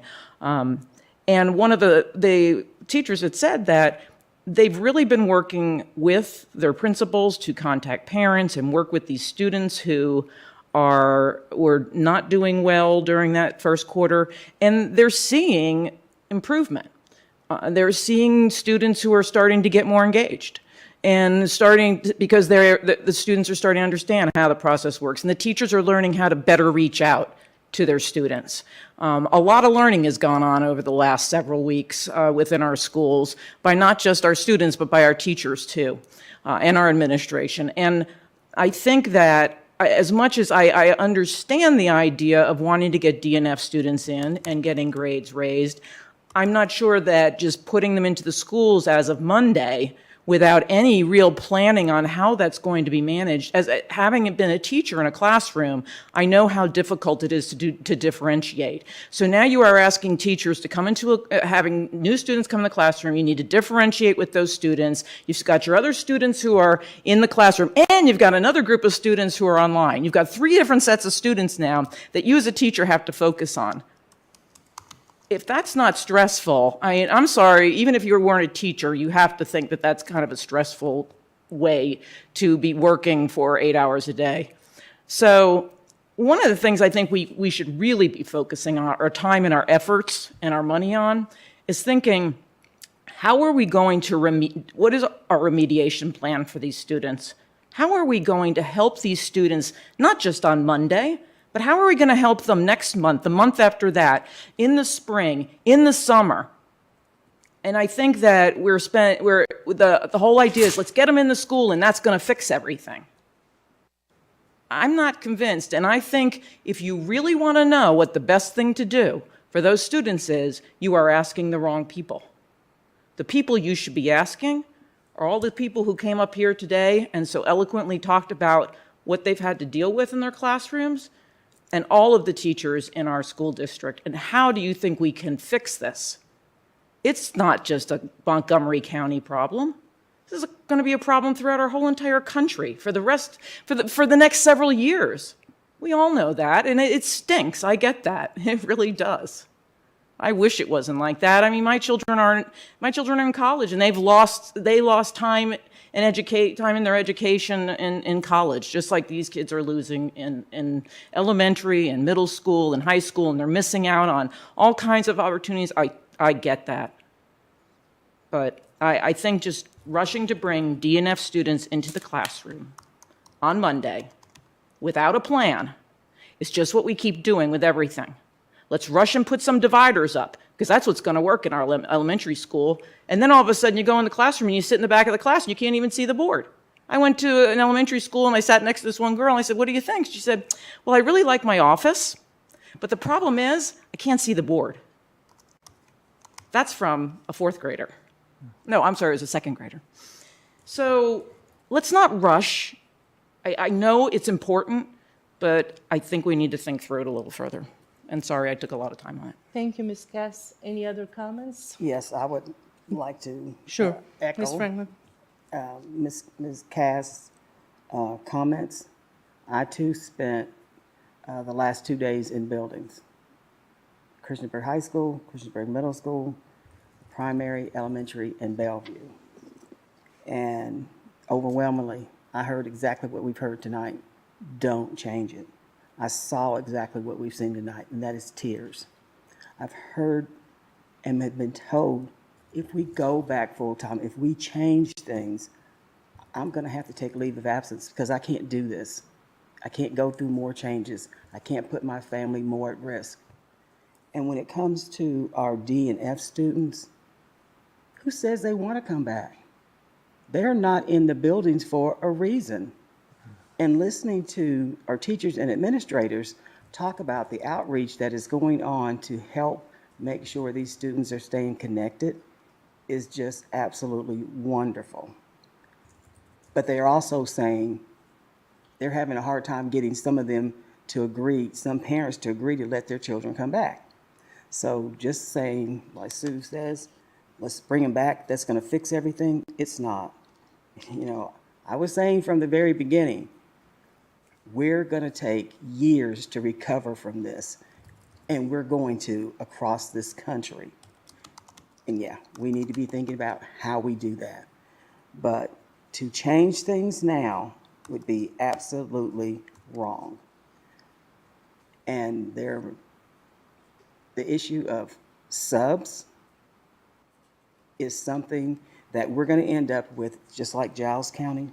When you're going into a school and all your reading specialists and all your other specialists and anybody who can go into a classroom and cover for a teacher because there's no subs who are going to come into the class, into the buildings, that's a huge issue. So if all your specialty teachers are in a classroom covering for a teacher, who's doing their job? No one. So we're losing that piece that we have put in place to help support our students. Custodians, we don't have the custodians in the building that we thought we were going to be having in the buildings. And when I went into those buildings, I talked to everybody. Everybody. Well, not every teacher, but I talked to the custodians. I talked to aides. These are the folks who are doing unbelievable work, watching them shift because we can't get these substitutes in the building and they're moving. You know, you go to this classroom and wait a minute, that aide that you just saw in this classroom or the reading specialist that you saw in that classroom, now they're down in that classroom because there's no teacher, because they can't get subs, which I have some questions about that later on. We need to leave it just like it is. I mean, I was going to be coming to the table saying, shut it down, keep it shut down until February. And after being in these buildings and listening to folks, it was like, no, don't change, just leave it, because that just leaves another way that they have to, another time that they're going to have to figure out, now how do I do this? The connections that were being made with students online, you know, there were some classes where students were very engaged and some classes where they weren't. But let's be real, in a normal year, you have that same situation. But the work that these folks are doing because you all know I was scared to death. We're going to end up in a bad situation when we open these buildings. And, you know, it's because of the work that's being done that so far we have not had the outbreak that I was dreading, that I was just knowing was going to happen. Are the petitions really working? No. Students are touching them, moving them. The clear, totally clear ones sitting on the tables, those are much better, but those don't come out to the edge of the tables, so the students are, you know, basically sitting side by side with the petition sitting this far back on the table. In some cases, they were working well, but in most cases, there were issues with them. Sight issues. A child can't put a notebook, you can't put a Chromebook and a sheet of paper if you need it, or a workbook on the desk at the same time. And at Christiansburg Primary, where there is no room for anything, and the teachers have each child's tools and things that they need sitting on the desk nice and neat, there's no way you could put anything else on that desk as far as any kind of petition. And to put another child into the classroom, it would just be absurd. I wanted to leave that building when I walked into that building, because it's people and children everywhere. When you have a classroom where the access to the bathrooms for nearly 80 children goes through the classroom, you know, how are you possibly able to control what's going on? And as we have heard tonight, you can't watch all students all the time. Now, I was amazed at how well, especially some of our youngest students, were keeping their mask on. But there were also students who, you know, their masks were dropping down, and, you know, they're kids, they're up, they're moving, and even trying to keep them, you know, apart from each other, it's still a challenge. As far as PE, you know, watching, you're going to be 12 feet apart, you're going to be 10 feet apart, and you're expected to move, and that's with 8 or 9 students, and you're going to bring another 8 or 9 students into the situation, or even 2 or 3 more into that situation. There's no room. There is no room. So I can just say thank you, thank you, thank you to our educators, our bus drivers, our custodians, our cafeteria workers who are doing their jobs and beyond, as I have stated over and over and over again, because if they weren't, you talk about just D and F students, the percentage we have now, it would be so much worse. It would be so much worse, and possibly have lost students because we weren't doing things to make sure everybody was staying healthy, and lost teachers and all of our other employees. We would be in sad, sad shape. So I could go on and on, because what I saw in the last 2 days has been amazing. And okay, I'll stop. I'll say something for later. Thank you, Ms. Franken. Any other comments, board members? I think, yeah, I also visited 3 schools in the last couple of days. It was enlightening. Also, I think consistent with some of the things that we've been hearing through our emails from our educators. But I agree with most of what, or all of what Ms. Franklin and Ms. Casper were saying. I'd like to add, or at least highlight, a couple of things. For me, I kind of broke down this whole discussion into several different categories, 3 different categories. And the category we're talking about right now is solving the problem. One of the first parents that wrote to us after the surveys went out was somebody who basically asked us, what problem is it that you're trying to solve by doing this? You know, what is it that why do this? What's the problem that's trying to be solved here? And I think that's an important question to be asking, especially tonight when we talk about increasing the number of kids in the classroom, when we talk about bringing the DNF students back. And Ms. Cass hinted on it, right, with the idea you can't just, you can bring them back. That doesn't necessarily mean that you've solved the problem. And then other speakers and Ms. Franklin both have hit on another thing that I think is important, and that's unintended consequences and side effects of doing this, right? And you look at that survey data on the famous page 21, right? And you look at even, I'm glad that pie chart was there that broke it down by the parents whose students currently are in person. It was something like 20, I don't want to misspeak too much here, but it was roughly 40% of the, I'm going to pull it up right here so I can see it, because there were some numbers missing on this, but if you look at it, you can kind of extrapolate. It was roughly 19.64% said no. Almost the same amount said that it shouldn't even, oh, I'm sorry, I'm looking at the wrong one here. But there are certain percentages that said it shouldn't even be available.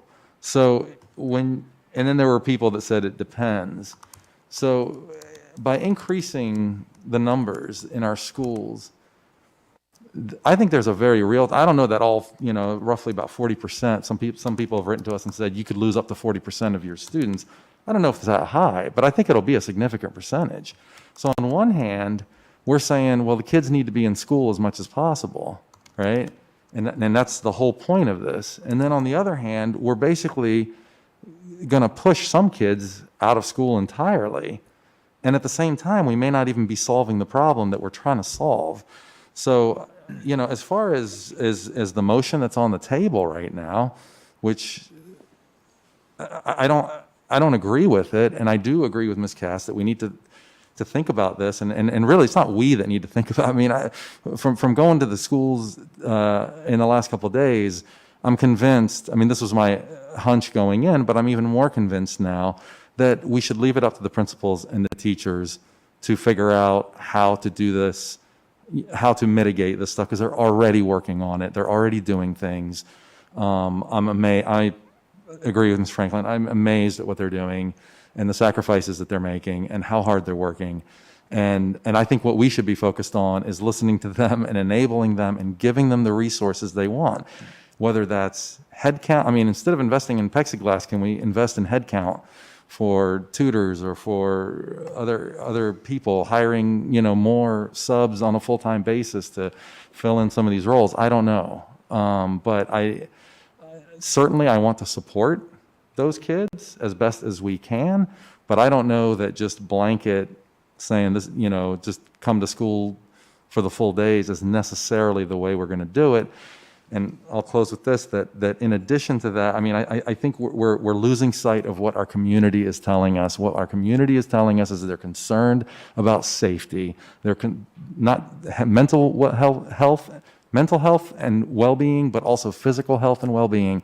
And if we don't demonstrate that we can take care of those things, then those kids that maybe are failing, that are not in the schools at all, increasing the number of kids is not going to encourage those parents to bring those kids in. So we need to have a more holistic approach to this, and we need to let the professionals, the educators, help us figure out the best way to do this. I just want to respond to that last thing you said. Let's give all the other board I'm members sorry. a chance, then I'll Okay. come back, all right? Thank you, Ms. Cass. Ms. Parton, Ms. Bond, any comments? I just have a question. I didn't get to attend any of the schools. So this is a legitimate question. Don't chop me up, please. A lot of the concerns from teachers that I've heard are that they really struggle and fight to get students to turn their work in. And that's a huge problem. So I can't help but think as a parent that if you've got a little bit more of that student with you, that's got to help. And those are some of the things that I'm hearing. So Is that a question for so us? to me, that's kind of, and like I said, this is just a question. How come I'm hearing those things from teachers? Yeah. And I was the one who said we need to be hiring more people. That's what I said when we were talking money. I'm Yeah, the one who said yeah. they need help. We need to put people in schools. But nobody agreed with me at that point. I think you might have a little bit. So, you know, I hear you and I agree. And we did hear from a parent that also seemed to think the mental problems and causing and social aspects from them staying at home too. So we heard that from both sides. But I do have that question. How can we fix those problems that teachers feel like that they are spending a lot of time trying to make students get their work in? And I asked that question, actually, I've been hearing, that's an excellent question, Ms. Bond. Hearing that concern, and I'm hearing that. Well, I had that conversation with some teachers today. It is it's often the students who are actually in the school all the time that still aren't handing in their work. So it's not the remote students necessarily. It's not the half-day hybrid students. It's often the students who are actually doing a full day and they're still trying to get the work out of them. Or it could be the full-time remote kids who are not getting their work done. But I don't think it's I think there's a mixed bag of reasons why students, I think when we started all this, they were still thinking it was like the spring and maybe I'll hand some things in and maybe I won't. And now all of a sudden they're like, oops, I better hand some things in because it looks like this is really serious now. And so teachers are working with those students. What I see is teachers really trying to work. And also what I'm also hearing, and I don't know if anybody else heard this when they went to the schools, that the schools are doing this. They're actually bringing in students full time. I had every school I went to, elementary, middle, high school, said when we have students at risk with their grades, we are already bringing them in. They're using Wednesdays. You know, teachers are not, Wednesday isn't down day. Wednesday's the day they do remediation and they're working with other students. That's all I kept hearing, and what I was going to comment on what Mr. Jabaka said is, yes, the teachers and the principals, they know their students, they know their parents. Let them figure out how to make this work because they know the students who are at risk. I walked around with a principal today, and she knows the kids who need extra help. She knew exactly. One of them was somebody I taught years ago, and they know all the kids. They know their names, and they know the ones that need help. So let them figure that out. But I don't know, Jamie. Maybe that didn't answer your question, but I do think that it is something that. Not necessarily, putting them in full time isn't necessarily going to fix it, but I think the schools are already doing that. Did you see that, Penny? Oh yes. I mean, the contact that they're making with the students, they look at the attendance every day. It was amazing. To see, I mean, it is amazing. And bringing those students in, convincing the parents to let the student come back to school because they need the extra help. The effort that is going in to making sure that every student is getting attention and that they understand what's going on with them is just amazing. I would agree. I saw the same things. Now, in elementary school, it's much, much, much easier for them to get those students in who are not doing well. And they can do that in the SAP process. In secondary, it is not so easy to do that. And that's essentially what my motion was to cover, was to allow them. It doesn't mean that all the DNFs need to immediately come to school. It's to allow them to be able to, because we don't have a process for them to be able to do that simply. Yeah, can I speak to that? May I you. give Ms. Parton a Yeah, chance? sure. Go right ahead. Yeah. I'm sorry. That's all Pardon? right, Dr. Meyer. Marty, that was my concern, was mainly the secondary as well. And knowing that probably all of them wouldn't go, but the ones that truly do need to be there. And I think accountability is a big issue here as well.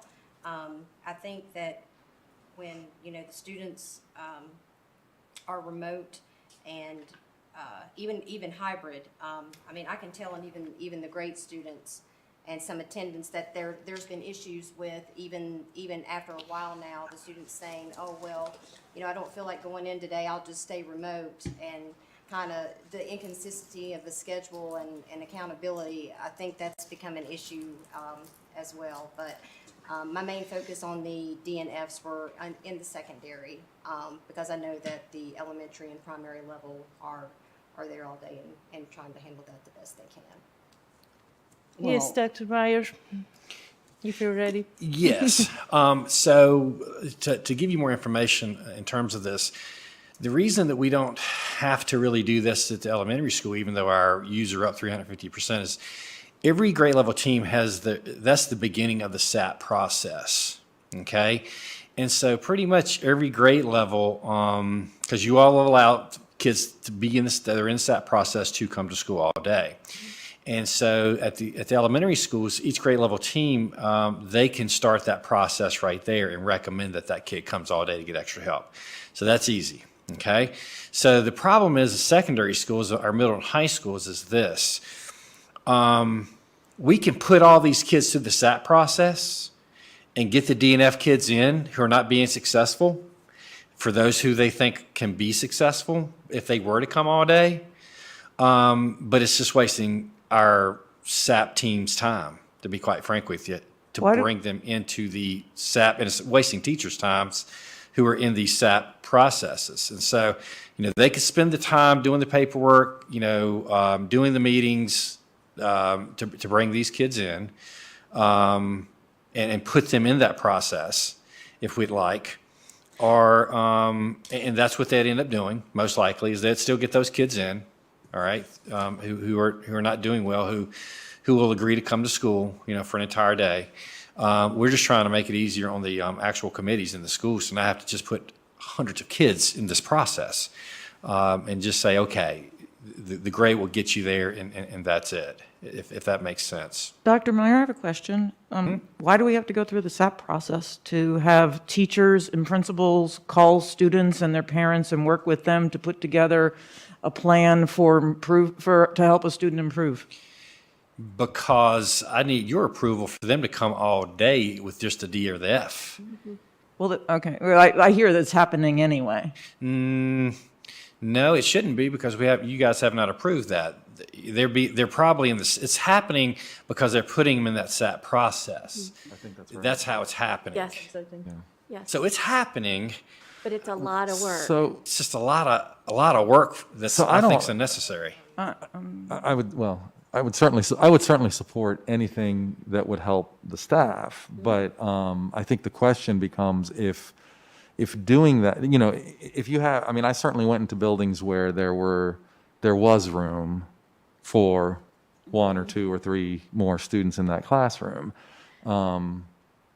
If you did 6 more, then it becomes a problem. Then you have to do the mitigation. Then we're at a whole nother level. Right. So I think, for me, I don't think there's any problem with if there's room in the classroom where we are right now. Why couldn't would we still have to approve even that level? Because we're not changing the level at that point. Right, we're not changing the level. We just need those kids in there. So can we just say we're okay with schools working with students and parents, and if they feel that they need to bring a student in and have them go full-time, that we're okay with that? Yeah, that's what we want. That's That's pretty exactly much what right. my motion was. Well, but it's not. That's not clear. That motion doesn't really. That's not what I hear. Right, Allow primary- just the DF students with parent permission. So we're leaving it up to the schools to make that determination, though. Could you repeat the And motion? Michael, my question is, Up and there. I didn't have a chance to Yeah, go ahead. say anything yet. So my question is, how many kids we are talking about? We're looking at if all of them come, which is not going to be And the this is case. secondary. We're Yeah, talking about secondary. middle school Yeah. and high school If buildings. all of them come, in fact, I sent you all a chart last week. It showed that on average, if all came, it would add 2 to 5 to a classroom.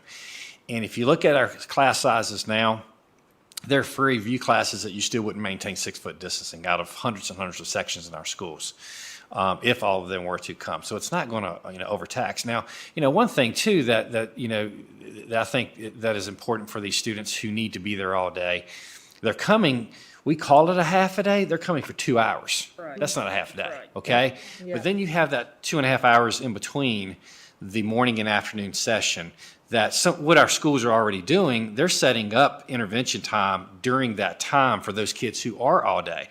Special education, the kids who need it, they're there all day. It's part of their IEP, and they're getting some of that time in between the two sessions during that 2.5 hours. There are just some kids out there who do not qualify for special education services, who are still not performing well for whatever reason, that it would give them that time in between the morning and afternoon session to hopefully catch up.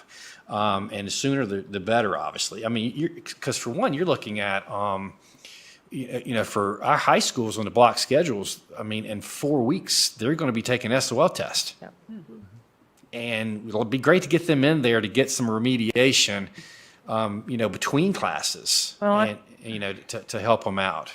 I have one more question.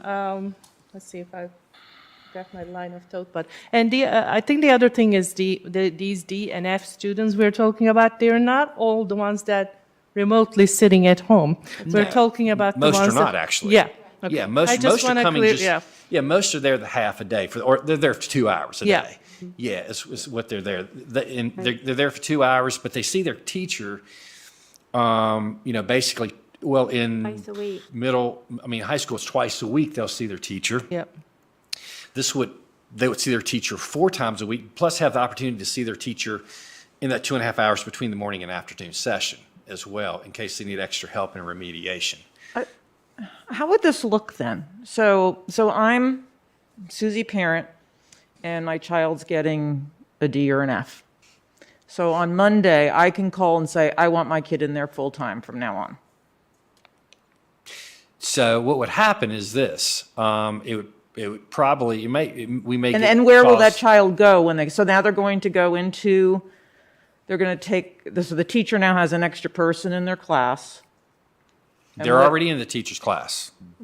Well, but they're going to be there full day, so. They're going to be there instead of online looking at them. Okay, so instead of being half remote and half, so they're going to be there for the full day. They'll be actually physically in the class, all 4 classes, correct. And the expectation is the teacher takes extra time out to help that student during the class period. It would be some during the class, but then, like I said, you have 2.5 hours between classes that. To make sure that we the can child's work. just getting onto the computer, because I'm just wondering if there's other ways we could do this, thinking outside the box instead of just sticking them right into a classroom. Should we have a separate remediation class for them? Is it a place where they can go and just get on the computer? A lot of it's just getting these kids to get on the computer and do their stuff.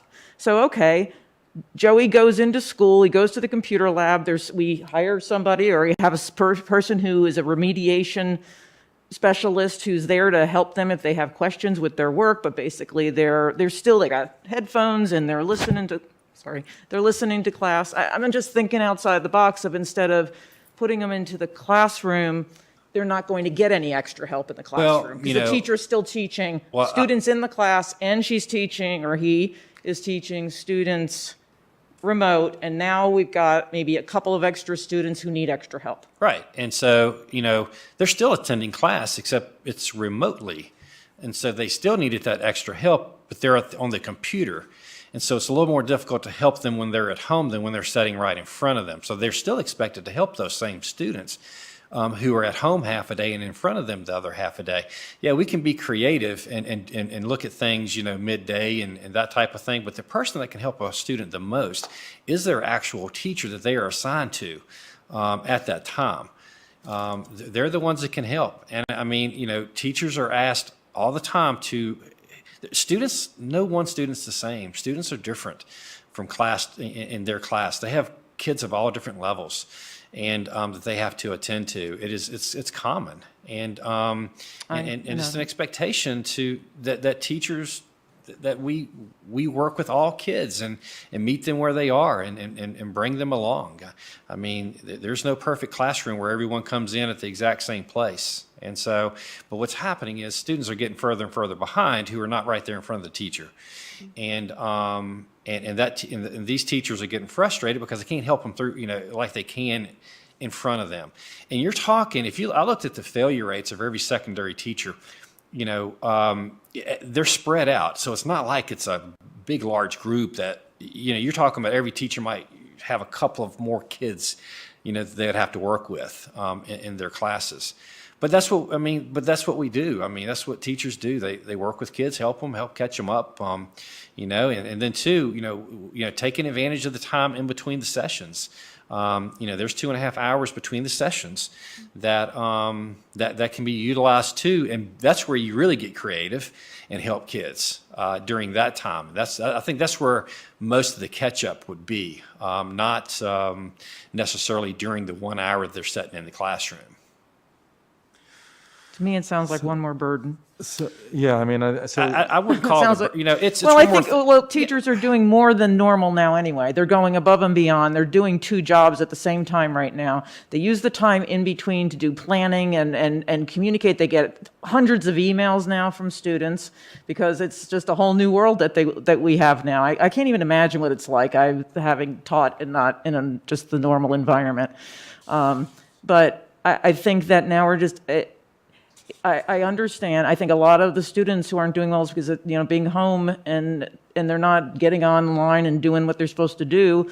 So we get them online and we get them to do what they need to do in another environment that's not at home. It's in the school, but maybe not in the classroom. They're behind, so they're not going to be able to go into the classroom and be on top of everything immediately. I just think there's more thought that needs to go into it, and I think that we need to let the teachers and the principals have that conversation with parents, determine what's the best way to make this work for their student, and if it is coming in on a full-time basis into the classroom, then terrific. Then that's good. But Well- if that's not the best, and if there's other ways to do it, I mean, I think that's just conversation they should be having. And I think we provide them with that opportunity to do that. And we say, yes, it's okay to have students in full-time, but I don't think we should make it that. What happens when the student gets their grade up to a C? Do we kick them out of the class? Do they go back home? I'd say no, because it's showing that it's working. Right. And it's showing that kid that it's working for that kid. And I would hate to think that it would be an additional burden to help students and to help Well, them I think that's catch you're up I think you're academically. twisting my words, Dr. Meyer. I don't think that any teacher in this room. Did you not listen? I'm sorry. Excuse me. I listened to all these teachers talk very passionately about how important it was to have students in front of them, and to say that I'm saying that I don't think it is extra work for them to do. We have added so many extra things onto people's plates, and we just continue to do so. We Well, I can't think- just leave things, we have to just continue to heap more on the plate. I think I understand that these students aren't doing well. I get that. And I understand that SOLs are very important to us because we have to get good SOL scores.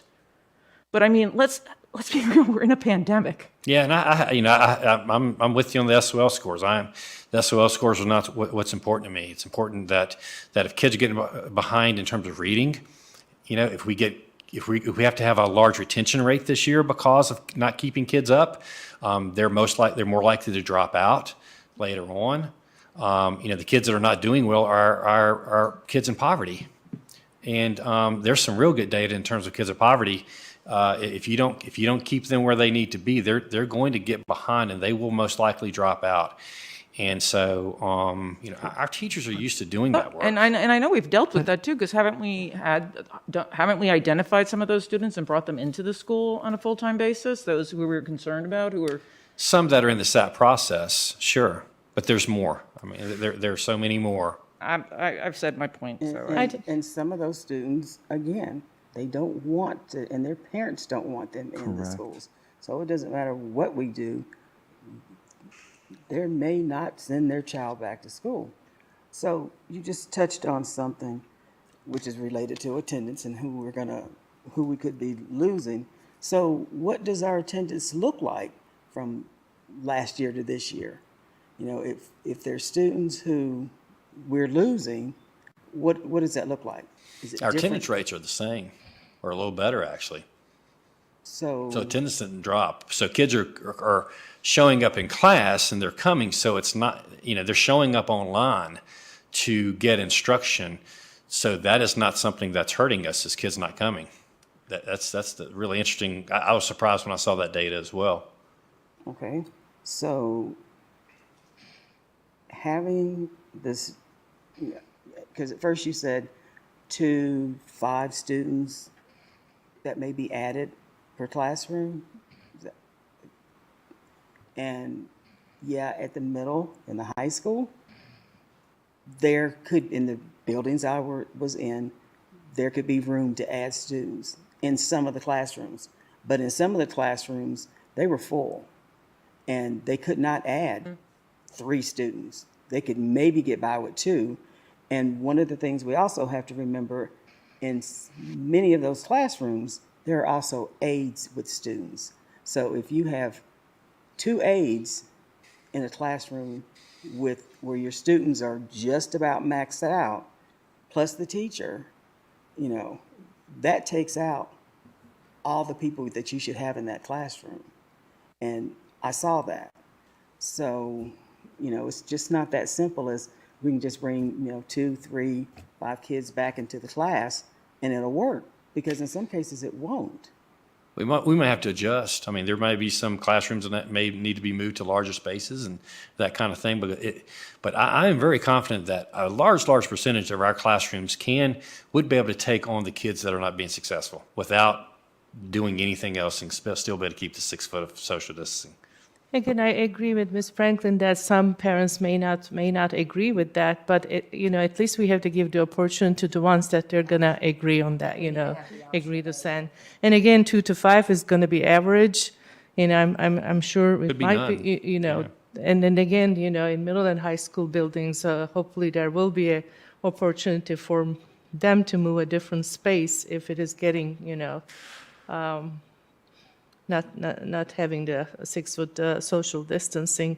So I think. Well, so what about, so I wanted to ask, because we've been talking about the classroom, and I share the concerns about the classroom, although, again, I'm making the suggestion that, I don't know that it needs board action, but we could do board action on it to allow, you know, teachers and principals to have that leeway to bring the levels up to the 50% in the classroom. That's only a piece of the puzzle. The other piece of this puzzle is, you know, at the secondary, you've got 2.5 hours in between. And, you know, I would think I was at the middle school, at the Blacksburg Middle School, which I'm sure is similar to the Christiansburg Middle School. They use the area in the cafeteria.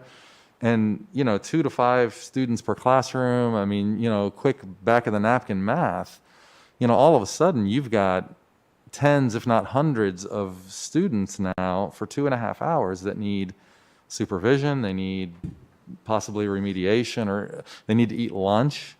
So, I mean, again, the desire, I think, is here, but this is, I mean, I agree with Sue that this is not something that we can just enact for tomorrow. At least I would feel better giving, you know, letting the individual schools, because they know their schedules, they know where they have room, they know, you know, they can prioritize the students maybe that they want to bring back, and make that offer or whatever. But I think for us to say all DNF students can come back, especially doing that now for next week or whatever, without giving staff a real chance to go back and see what that looks like. You know, do we need to hire more people for that 2.5 hours?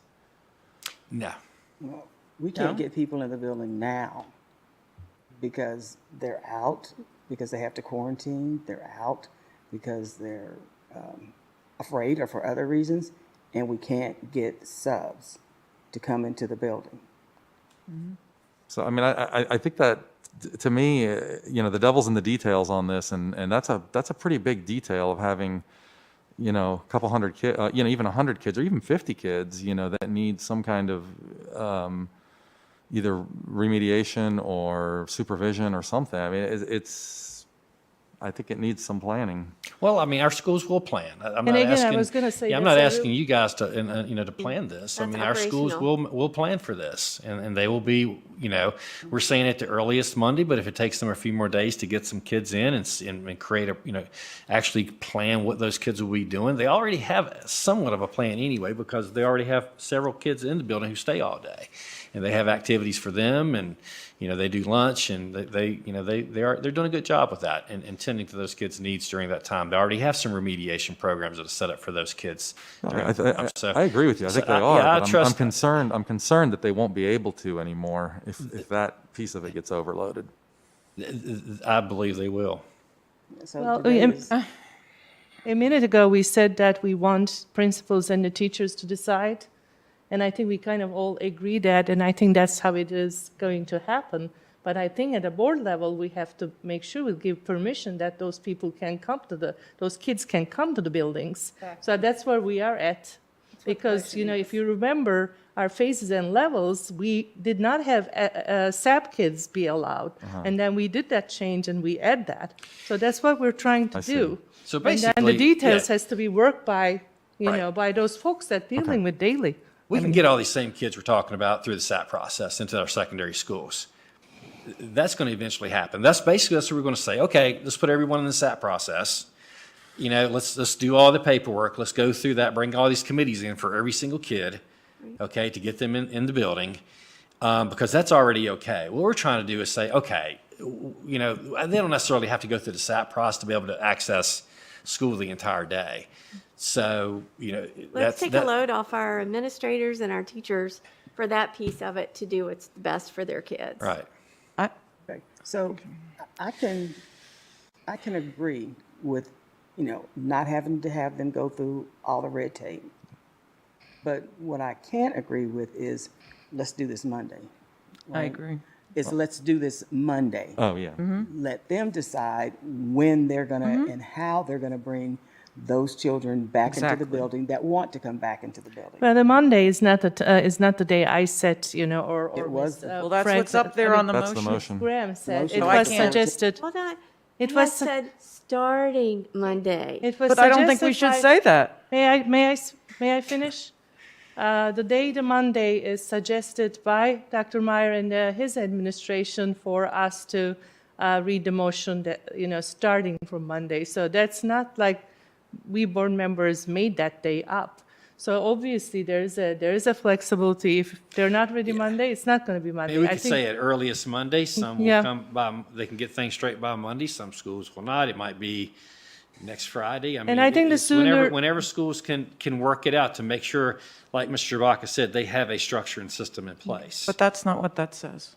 It's, It says starting December 14th. So if you want to change the wording on the motion, I'd be okay with that. If you say that schools can begin at their, you know, after they make a decision as to how they want to manage this, I think you're putting a date on something, and then the date is Monday. I mean, it's just, I could not say yes to this at all. I don't know, what'd you I say? understand what. Earliest Monday? I don't know.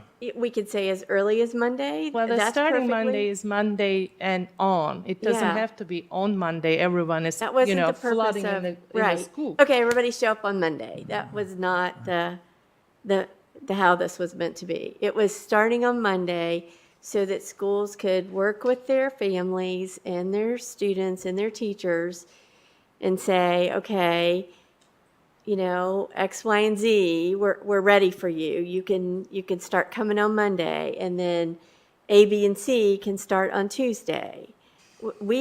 That's why we're giving them the flexibility.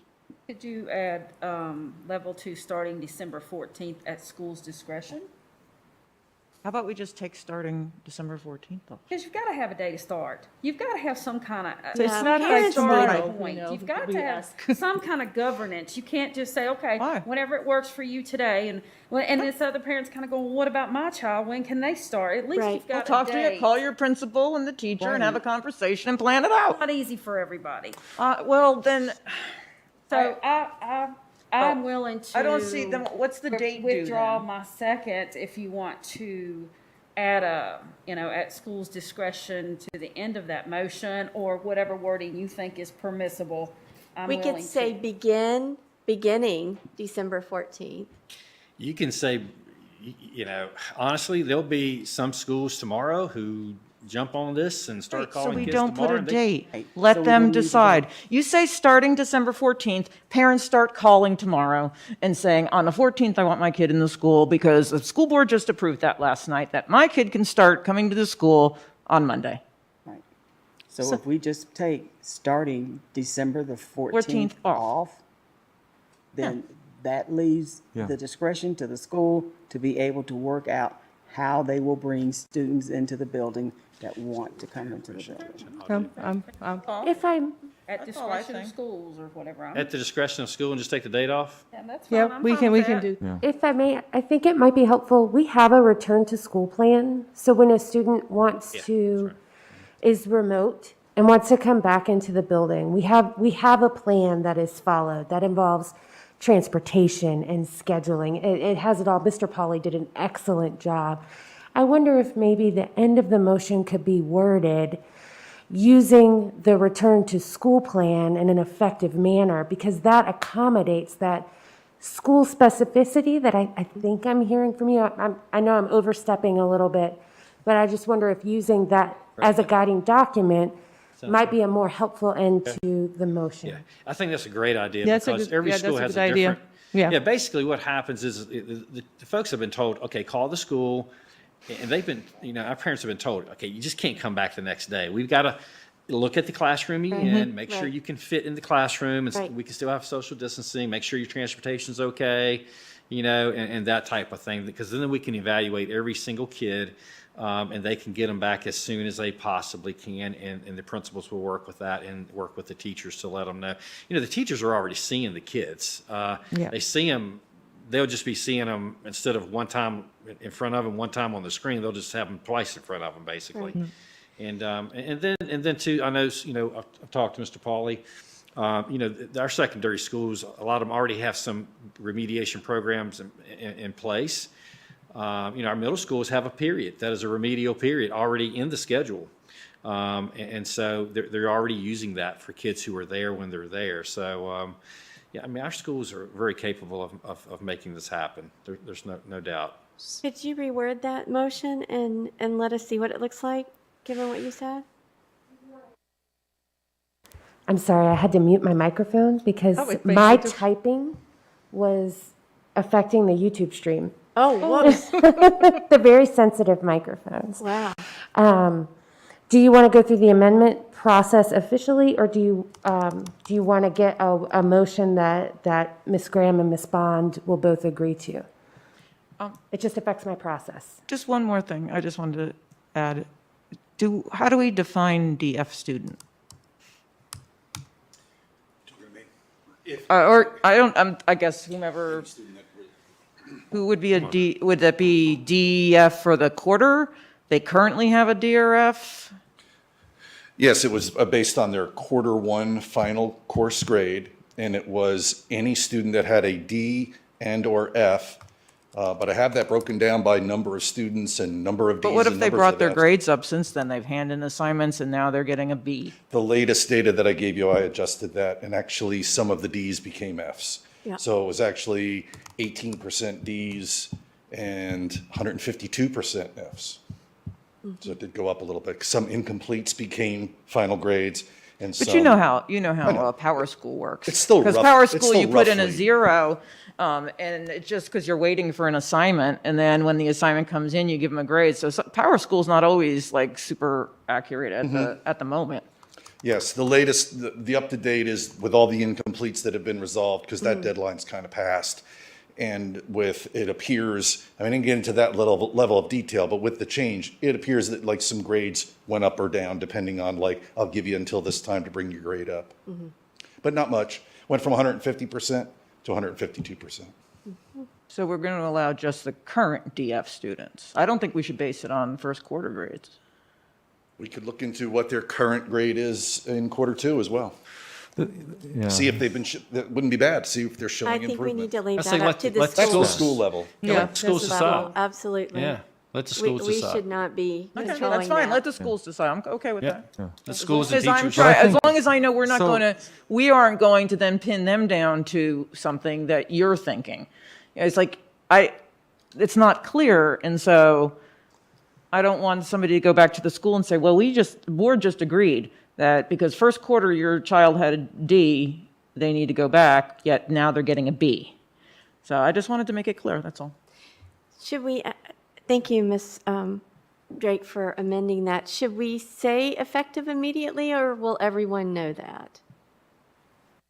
If we're saying this is what we can do, then it is immediately. Okay, Right? okay. Yeah, That's fine. from I tonight just wanna on. make sure. So I want to clarify one thing, though. The important thing for me in this is that whatever we do, as we bring back more kids, at the school's discretion, part of, I'm not okay with getting to a point where spaces, whether they're classroom spaces or other spaces, are not meeting the mitigation standards that we have set forth so far. That's got to be a whole nother discussion. Are we on the same page Yeah, we're on not that? changing any, Right. yeah. And I think the principals would, correct me if I'm wrong, they would let us know if they're getting to that point, right?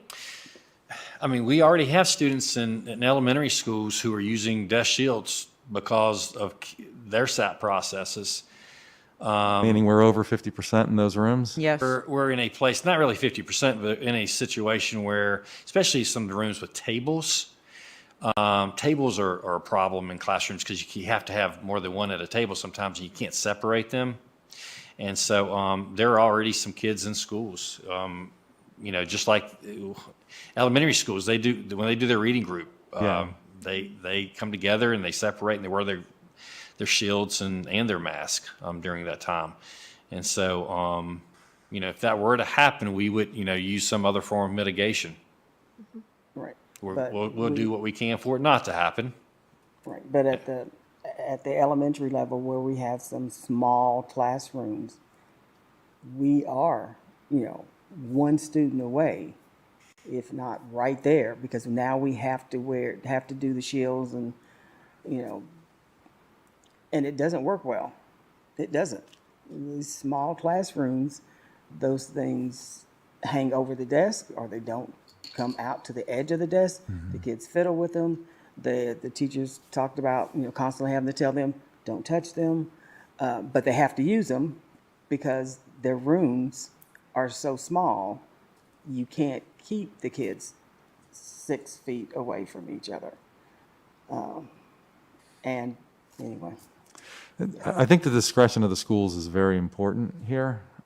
What I don't want to see is, that we start going over 50% in a lot of classes, or, there's one school that's just even more overloaded, or, we've got secondary schools where there's problems now in that 2.5 hours. The intention of this is to give the administrators and teachers together, working together, to give them the autonomy to do what they can, and some will be able to maybe do things differently or more than others within the situation. The intention is not just to, I think, bring back every single, DNF student. The, that 2.5 hours, should not be as difficult to make sure there's separation than the morning or afternoon session, because will be just them there, not the other students. And they'll be assigned to different areas and they can be spread out. Yeah, I see what you're saying, but yeah, all right, enough said about that, I think. Ready for it. So, So I am, let me read it again, I'm sorry.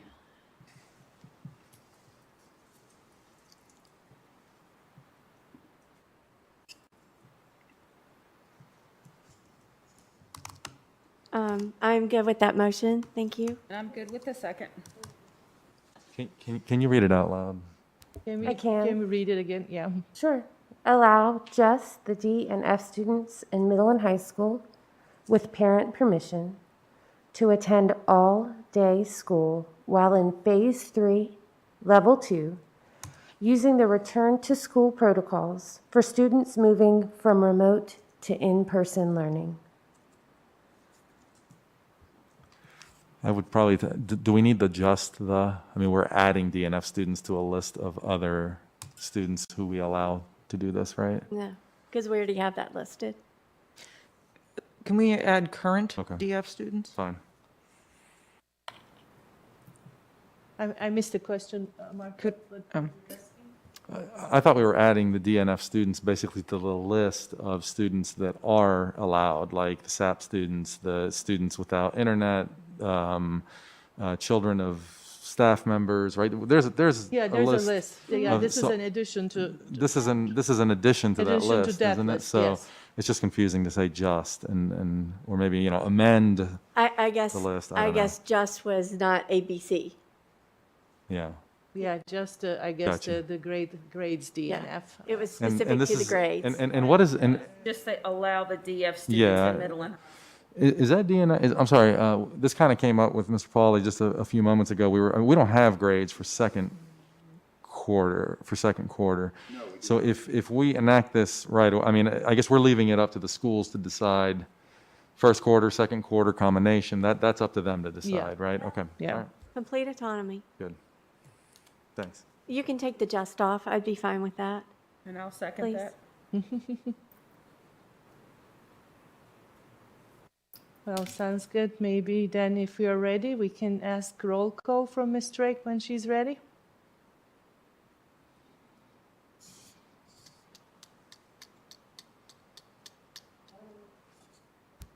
I want to make sure that you're ready as well. I am ready, but are the board members ready? The updated motion is on the screen.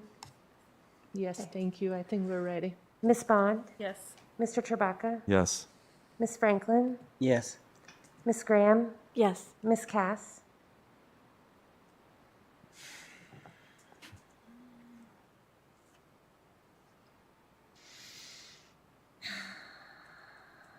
Can I abstain? You may. Ms. Parton? Yes. Ms. Karan? Yes, Motion carries. thank you. Thank you, everyone.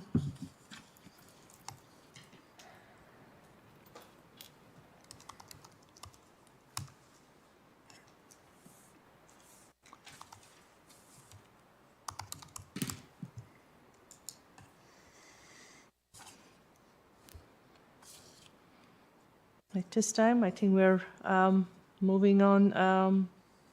B? Actually, No. are we?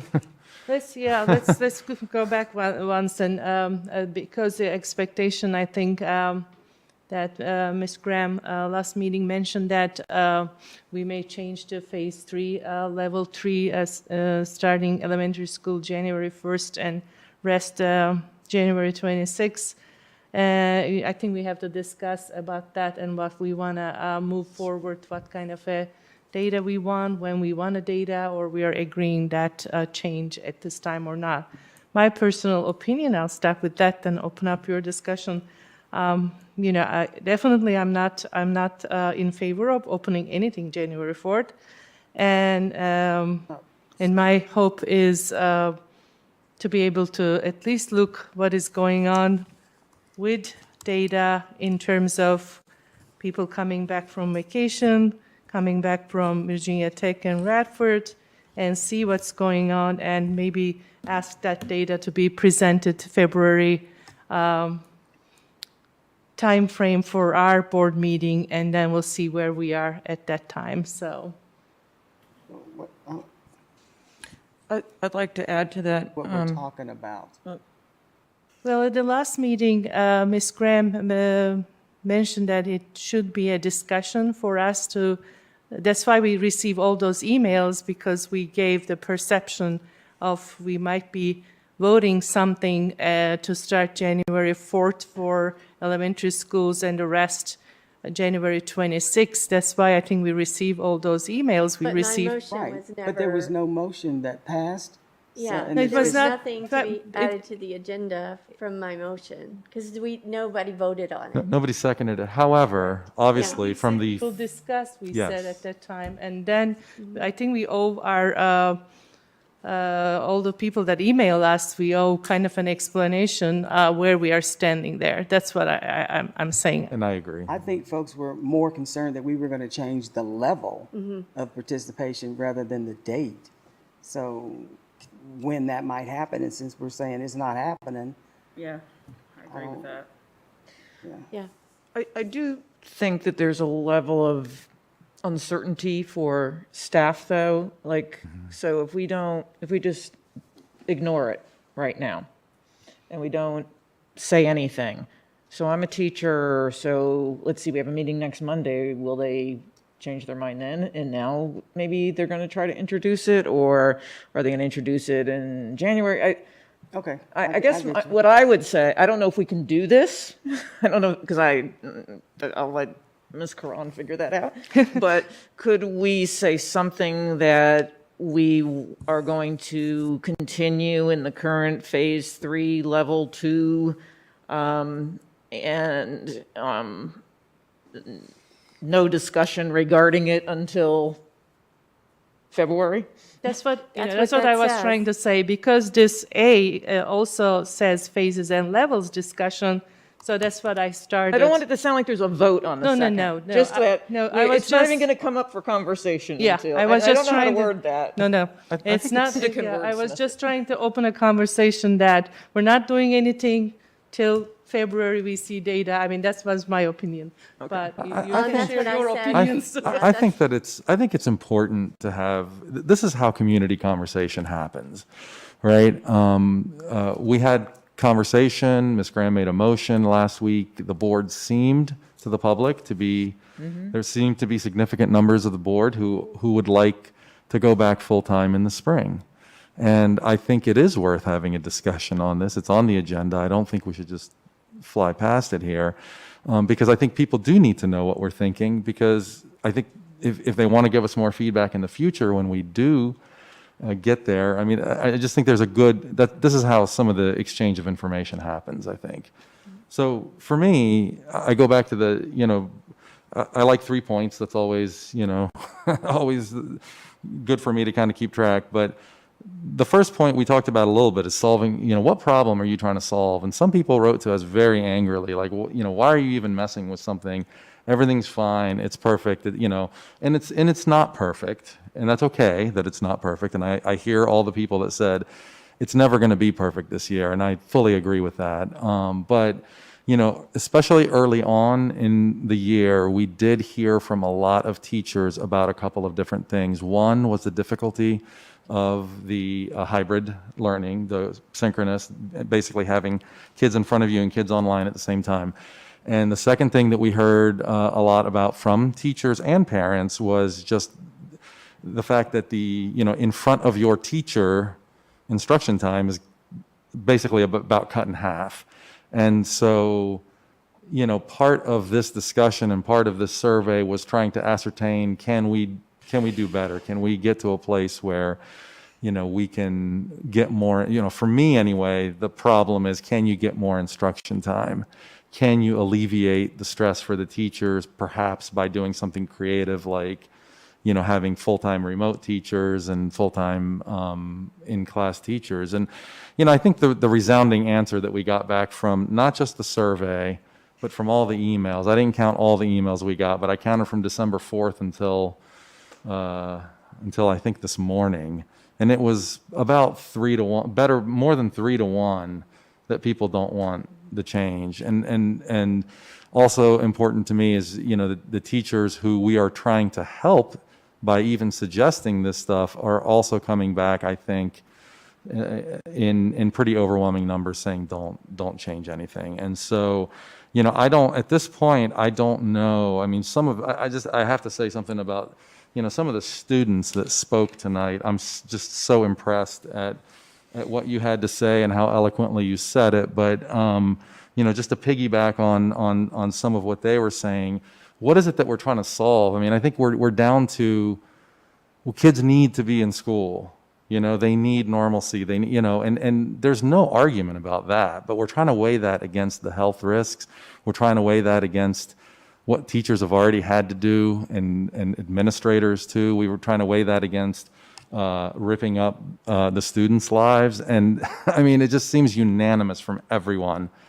Stop messing with, don't do anything. And, for me, I will admit that I had an eye towards, maybe we could do better on this or that or the other, but this is what community conversation looks like. And you guys told us what you think, and I'm going to go with that. I don't see a good reason. There are so many risks for us from a health point. We haven't even begun talking about health stuff. There's so many risks from a health point of view, but there's also risks from an academic point of view, and there are risks from a mental point of view. In a nutshell, it's just not I don't think it's worth the change. And that's where I am on that. And the other thing that we can talk about is mitigation. If we do eventually want to go there, we absolutely need to talk about what the mitigation looks like, and if it really is something that the health department okays, and that there's, not just the health department, but that there's reasonable research out there to show that we're not taking on an even greater risk. And then the third thing I think that we have to take into account when we're going to make a change as big as this is, what does our community have to say about it? What does the teachers say, staff, the rest of our parents and students? What does everybody say? I'm at a point where I'm hearing from people that the prospect of these type of changes is hanging over their head and causing them stress. And if we're not going to get there anytime soon, I think we should tell people that. So that's my thoughts on that. Any other comments right at this time? No. So I could not hear part of what you all were saying. That's why I was asking, what are you talking about? Okay.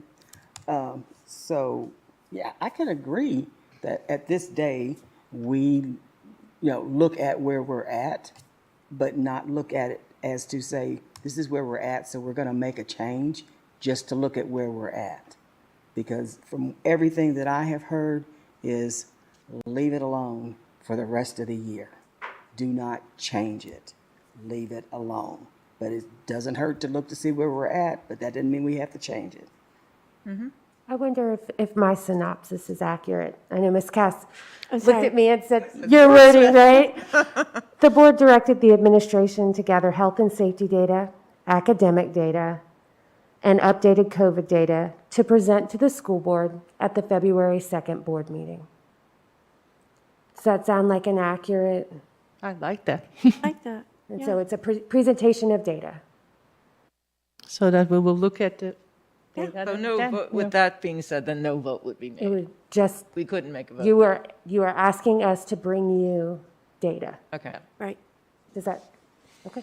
Yeah. I think that was good. I'm Thank good you, with Ms. that. Cass. Thank you.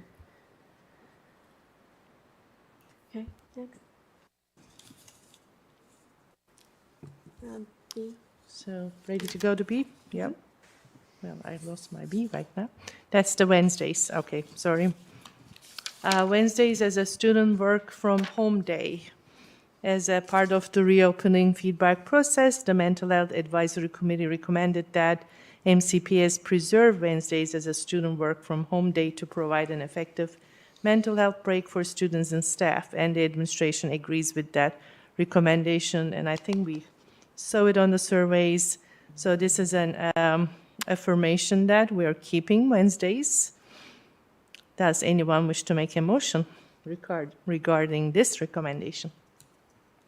I recommend that we affirm that Wednesdays are a student work from home day. Second, yes, sir. Nope. Do we need to do that if we're in phase Okay, 3, I'm just level not 2? clear. If we're saying we're leaving everything just like it is, isn't this just like it is? So What do we need to vote for? why are we even having to go through it if we're not changing anything? I'm fine with that as You that. don't have to. It might be am- just good to let everyone know, you heard them, the surveys. and yeah, we gonna heard them. keep- We're gonna keep keeping doing it. what we're doing. And we're listening to the committee's The fact that we advice. didn't do anything, So if you are, you're, hey, I'm okay with saying okay, Yeah, but you're I'm just yeah. saying why we add more stuff to the agenda if it's not necessary. So, okay. right, so we just give our okay verbally and not vote anything that we're not changing. Is what I'm hearing? There's a motion and a second on the table, Ms. All right. Karan.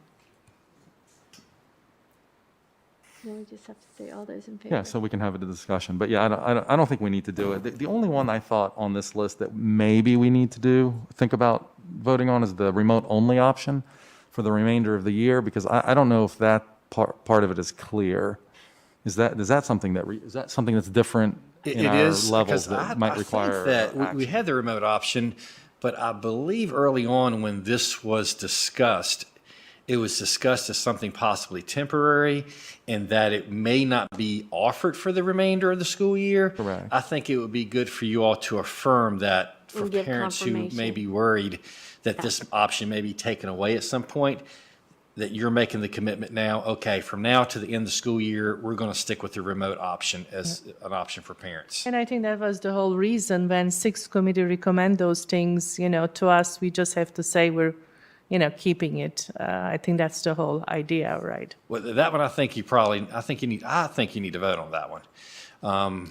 Because I don't know that we ever think just so said too. in stone, we're going to do this for the rest of the year. And from a practical point of view, I don't have the levels in front of me. If there are any levels that we can go to that don't have that option, maybe what we just need to do is add them or just take them off the table. I don't know.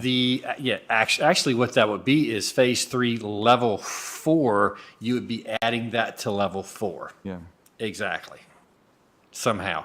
Oh, good. You have the cheat Not 3. I'm pretty sure it's 4. Yeah. Let's see. We would just add that to, and we would have to change some wording in that level 4. Because I think the level 4 right now says all students return. So we would take that wording out and say basically all students who wish to return, Right. everyone else remains remote. Yeah, it's In fact, what it sounds like. It's phase 3, level 3 that does not have the synchronous option. Right. So that's essentially we would be adding it to that. Yeah, That we would see it. probably be the action to take. Altering, right. Ms. Graham? So that now that we have motion for the Wednesdays, let's go with that for first, since we don't have a discussion, everybody agrees, keep the Wednesdays. Can all say in favor, aye? Aye. Any opposed? Okay, now we're on the remote. So do we want to change the wording, how the motion goes? Okay, let me make a recommendation in looking at this. Phase 3, level 4 says all students will attend school daily. Remote instruction will not be offered as an option for students. I would recommend just dropping level 4 because that's what it is. Yeah. Just drop level 4, Okay, and then the highest we will go this year is level 3, which is what you all are talking about doing at some point. Everyone comes back except those who want to be remote. Right, but That we would need to be just the make highest sure that we would go. say So- that in the, we just need to make sure we say that in the level 3, that remote will It's remain an level option. 3. It's level 3 does say remote instruction will continue to be Okay, offered. sorry. Yeah. Okay, my So it's copy already did. in level 3. Okay. So pretty much what you're doing by saying, okay, we're going to have remote the entire year, is we will never get to level 4 where Okay. everybody comes back. Okay. So can we make the may I have the motion with that language? So moved? Second? Any discussions? Are we all comfortable? No level 4 and rest of the year remote is available. If no discussion, may I hear all those in favor, please say aye. Aye. Aye. Any opposed? We passed. Now we are at D. As a part of the, again, reopening feedback, School Health Advisory Board recommend the MCPS review and revise plans in light of new information regarding the lack of spread of COVID-19 on surfaces, but the administration supports the continuing the current cleaning practice and procedures. Anyone wish to make a motion to revise, or we are happy how they are? What is the cleaning procedures for the partitions? Tommy, you're welcome to. Now, remember, this motion is, the Health Committee said that we should back off on cleaning and not clean as much as we are. Yeah, that's crazy. We're saying, no, let's just keep it cleaning. even. Let's Keep keep it. doing, let's keep doing what we're doing, is what we'd say, just as an extra precaution. But, yeah, You're there's that asking question. about the petition. Like, where does that fall in the cleaning They would be procedure? cleaned just like we do desk. You would spray during the day, and then at night you'd wipe it down with a microfiber rag. Exact same process. I do wonder if when we advertise our cleaning procedure, there was a parent tonight that spoke to the air and even quoted Dr. Lindsay Marr, who is in fact one of the top experts in this country on this. And I was looking over at you, Tommy, trying to see if you're smiling at me under that mask, because that is something that we're doing. And I don't, I do I've brought it up a bunch in these meetings, I'm sorry, but I don't know that when it, when we advertise, here's our cleaning procedure, that all the parents know that, yeah, we're changing the air out 6 times an hour at least in every room. We're filtering air in our, in our rooms that don't have those HVAC units. We're filtering the air at least 6 times an hour. So I do wonder if that could just be added as a bullet point. Like, not only are we going above and beyond what the health department's asking us to do, but we are also taking this precaution on, on the aerosols too. Right, I think it's great, because that was a late ad. That's something we went and purchased. You can tell them what we did, Tommy, go right ahead. Well, I mean, we bought air filtration system units because some of our buildings are extremely old. The mechanical systems do not. It's time for them to be replaced. And so we brought the air filtration units in. It gives us a HEPA 13 filter. Yeah. And we have filters that are at level 4. A level 4 is going to struggle with the virus and picking it up. It's just not big enough, even an 11 will. But you can't bring a 4 to a 13. You have to take the unit out and bring in a new unit. So we've done things to mitigate it as best we can. Yep. We continue to monitor it. We continue to look at everything that's out on the marketplace regularly. I know you guys do Some that. make sense and some don't. I know you guys do that. My request is that when we advertise what we're doing for cleaning, Yeah, we can modify. that we add a bullet for that. We can modify that. Is that in our plan that we've done that? Did we add I'd that back? have to check. It's something, it's our standard protocol, but I'd have to check. Okay, we can put that in our booklet, Yeah. things that It's we're easy to doing. do. That'd be a Up good there. idea. Yeah. Thank you. So since we are not revising any procedures, we don't have a motion, am I right? And moving on. Okay, so I. Oh, I you have a do, question? Sure. I Yeah. do have some concerns around the cleaning. It's not that folks aren't putting the effort into doing it, it's that we don't have the staffing that we need, that we said that we were going to provide to do the cleaning, which puts extra stress on the custodians that we have and the staff and our teachers and administrators to, make sure things are happening. I mean, that is a problem we've got. Even as we raise the rates, Yes. we can't keep staff. It's a balancing act between the facility side and the school side, because the custodial staff works for the school. So, David and I we're able to give recommendations, we're able to work, but it is a challenge, and I don't care what the organization would be. I think it's just an ongoing challenge that we see in attracting staff. We're not seeing bus drivers, for example, like we typically would.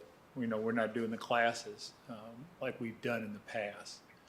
Are you saying the Knock on wood. turnover? Is that what you're saying? Huh? You're saying the We're turnover? not seeing people apply like in our bus driver side like we typically do. And Tommy, We typically run, Danny's got some information too, if y'all want to. classes, and we're not seeing that right now. Yeah, Danny's got some data too that we talked about today. So currently, we are 3 substitutes short of all of our regular substitutes. We did interview today, and I believe we interviewed 4 people. So hopefully, we're going to fill our 3 regular substitute positions that are vacant right now. Where we're struggling to fill and keep them is the extra temporary substitutes that have been trying to hire all fall to help with the cleaning. But from a custodian, I said substitute and I meant custodian, I'm sorry. We are 3 custodians short right now. We interviewed 4 today. So hopefully tomorrow we're going to be making offers and getting those positions filled. We have filled some temporary positions, and then when we have a custodian position that's a regular position come available, they want to move into those because then it's full time. So it's kind of a revolving door from a custodial standpoint, hiring temporary, then putting them in permanent positions. But we're probably in better shape right now from a custodian standpoint than we have been. Certainly, we've got some custodians that are out for various reasons right now, and I think that's part of the shortage that you're thinking that you believe we have. They're out of the building right now for various reasons. And we've got 16 custodian substitutes that we're keeping pretty busy.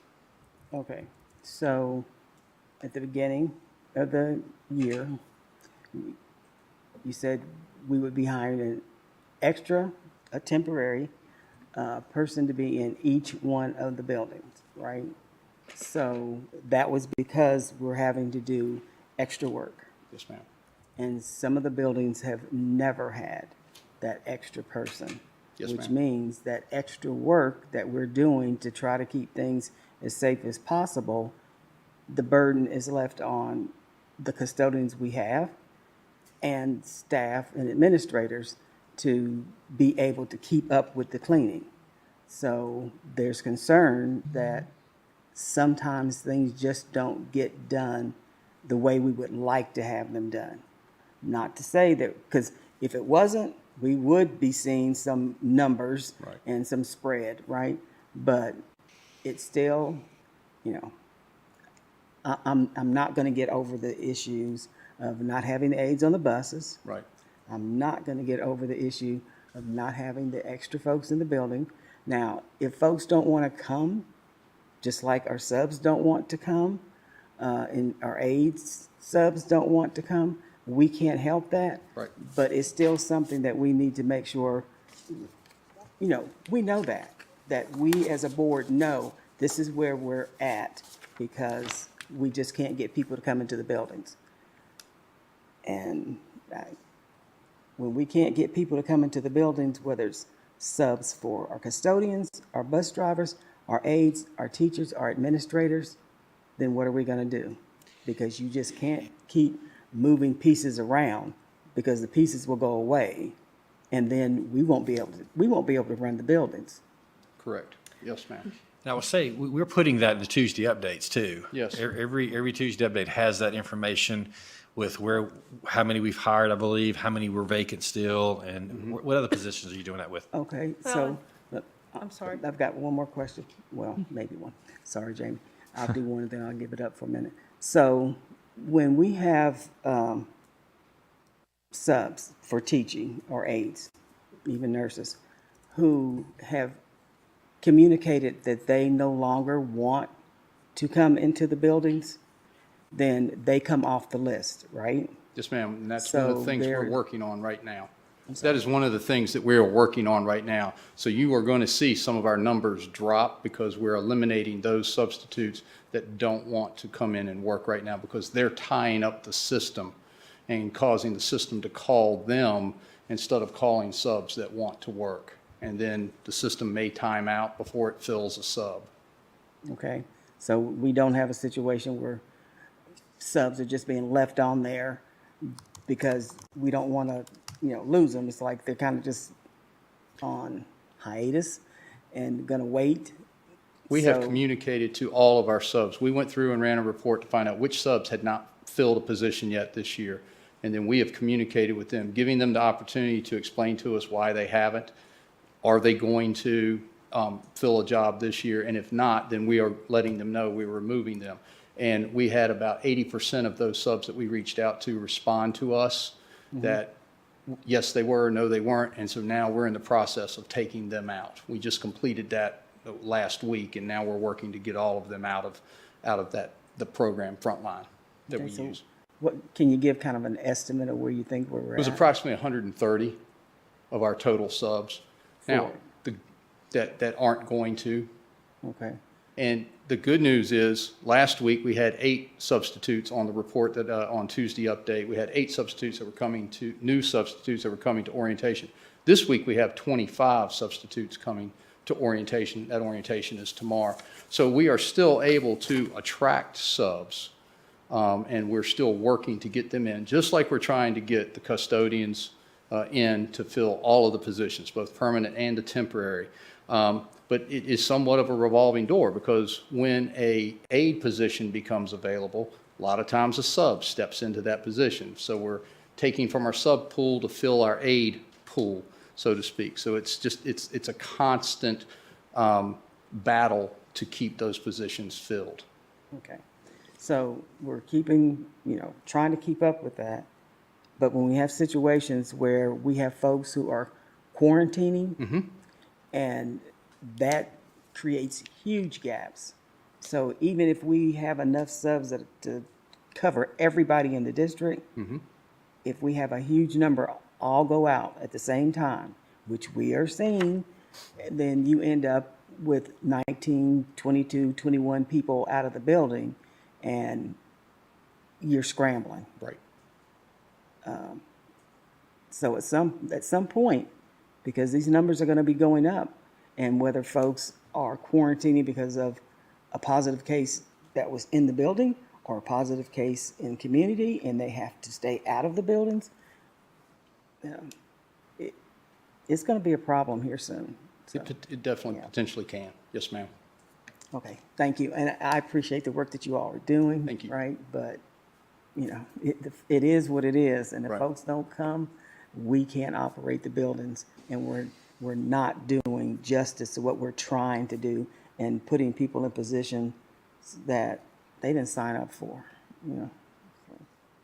Well, and I think if I might say on the sub thing, and I can speak to this just because I know my daughter-in-law's a sub, and she couldn't take positions because of how her daughter goes to school. And for a while, we weren't allowing them to bring their children with them as we do teachers. So I think that's some of the things that's being worked with, but there's got to be, if that affected her, that has to affect many other people as well. So it's not just the fear factor, it's the fact of the way the school system, with their child, whether they're going in the morning or whether they're going in the evening, if they didn't have that same opportunity, then they couldn't sub. Right. So, Well, and we have others who are in similar situations to what you're talking about. They can only sub certain days of the week because they have classes or they have another job that they work those Right. days. So So- there are certain subs that work Monday, Wednesday, Friday. right. And can't work every day to the Right. week. So that does create problems for So I us. think since I mentioned that to Dr. Meyer and Dominic,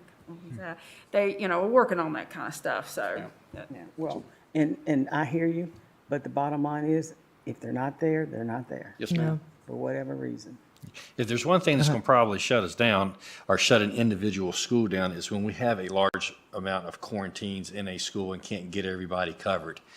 And we were probably on the cusp of that a couple of weeks ago. Yes. And there's no doubt about that. But the school pulled together, they made it through. But at some point, we may be at a situation where an individual school might have to go remote until the quarantines come back.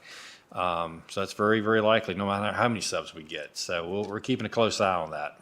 So I think, I'm glad, Ms. Franklin, that you're still on some of those things, because I think as we look forward, some of the things that we've tried, like having I forget what we call them, is it full-time sub or the permanent subs or whatever? Full-time subs. Full-time subs. I do wonder if our, hit rate gets better when when you offer somebody a full-time job, you usually do better. And if it's somebody who is a full-time sub and who wants to get in, I know sometimes that pipeline also feeds our teaching pipeline in the future too. So one of the overriding things that came to mind for me as I talked to people in the buildings the last couple days is we could just use some more people in the building, and I start to, and this is why I kind of wanted to bring up, I know we're not going to talk fully about the mitigation strategies and stuff like that, but if we save, let's say, $500,000 by not buying a bunch of plexiglass or whatever, could we spend that money or other COVID money that we have towards, I think hiring some of these extra people and some of these extra positions? Right. Since it is a COVID issue, probably so. Okay. I guess our issue is finding folks that want to work. That is our biggest issue right now, just finding folks that want to work and actually then can, get through our screening process. I understand, yeah. But I'm saying finding those people and then hiring them full time, right? Might get us more consistency. Absolutely. So instead of just having one per building, let's get two per building. Right. So we're right now, the sub plan, where are we in hiring the full-time subs right now? Currently, Danny? we have 4 in place. We have 7 that are coming to orientation tomorrow. That will get us to 11. We have scheduled interviews for Thursday and Friday for the other 4 positions, and we have 11 candidates for that. Of the other candidates that we aren't going to hire to be the full-time sub, we are going to strongly encourage them to get into our sub pool, because if they want to work, we can guarantee them a job every day. But they've got to want to work. Some subs don't want to work for aides. Some subs only want to work in certain schools. And those are limiting factors. And it does create a problem. But if we get these people and they're willing to work anywhere in the county and as an aide or a teacher, then we can provide them with work every single day. Sure. Mr. Knott, can you also talk to the change that we made for RIHIP employees to be able to sub for aides as well? Yes, and we've changed our RIHIP. Our RIHIP employees are our employees who are retired employees who are working our health incentive, our health Oh, plan yes, yes, incentive. yep. And in the past, if they were a teacher, they had to work for a teacher, but we are even allowing them to work as an aide if they want to do that, to use their RIHIP days. We're being creative with them to try to help them get their days in because that helps us. And so we've bent a little bit there to help. Thank you for doing Yes, that. ma'am. Thank you. Any other questions for me? Thank you. Thank you. Thank you. Thank you, Mr. Nutt. Thank you, Mr. Kranz. If you don't have any further questions, we are moving on. Elementary specialty spaces, which is item E. As part of the reopening feedback process, the principals and assistant principals recommended that MCPS allows specialty classes to return to their spaces if a full-day schedule is implemented. And the administration recommends allowing specialty teachers to choose the location of their classes while on a half-day schedule. And administration supports the recommendation that specialty classes return to their spaces if a full-day schedule is implemented. So at this time, we really don't have to do anything about this since we're not going to full day. Am I right? Well, I'd like not to true. talk about it If you, now. if you want to allow specialty teachers to choose, Yeah, it was then 50. you would need to make a motion on that. All right. We yeah. surveyed them, and basically the survey came back 50-50 if we stayed on the current schedule. I see. If we went to a full day, it came back like 80-20. Sure. So basically what we said was, okay, let the teacher choose if they want to use their own classroom space, because that means then they would have to clean, between the different Yeah. groups coming. But some want to keep doing what they're doing, and they're on a cart, and they go to the classrooms. But some want the kids to start coming to them. And I think we've shown that we can, it's the comfort level of the teacher, whatever the teacher feels like, that, in terms of how they feel. We already have them going to PE, Right. And so, but we know a lot more now than when we started school. Right. This is one of those And things. some are being very creative and using other spaces to Yeah. to do things Absolutely. where they can social distance the kids. So I applaud them for that. So one of the things that you all voted on was to say that specialties have to move. I would like, our recommendation is to allow the specialty teacher to choose what they would like to do, either continue to move or to bring them back to the class. I motion that we do that. Second. Okay, I have a motion and second. Any further questions? So it will be up to our specialty teachers to decide where they teach their specialty classes. Yes. You want to do a roll call, Ms. Drake? Ms. Bond? Yes. Mr. Trabaka? Yes. Ms. Franklin? So, Would you like for me to repeat the motion, Ms. Franklin? no, I just had a question. So if we're saying it's up to the teacher, but if the administrator, feels it's not a good idea for whatever reason? Just a question. I'll let them work that out, yes. Ms. Graham? Yes. Ms. Cass? Yes. Ms. Parton? Yes. Ms. Cannon? Yes. Motion carries.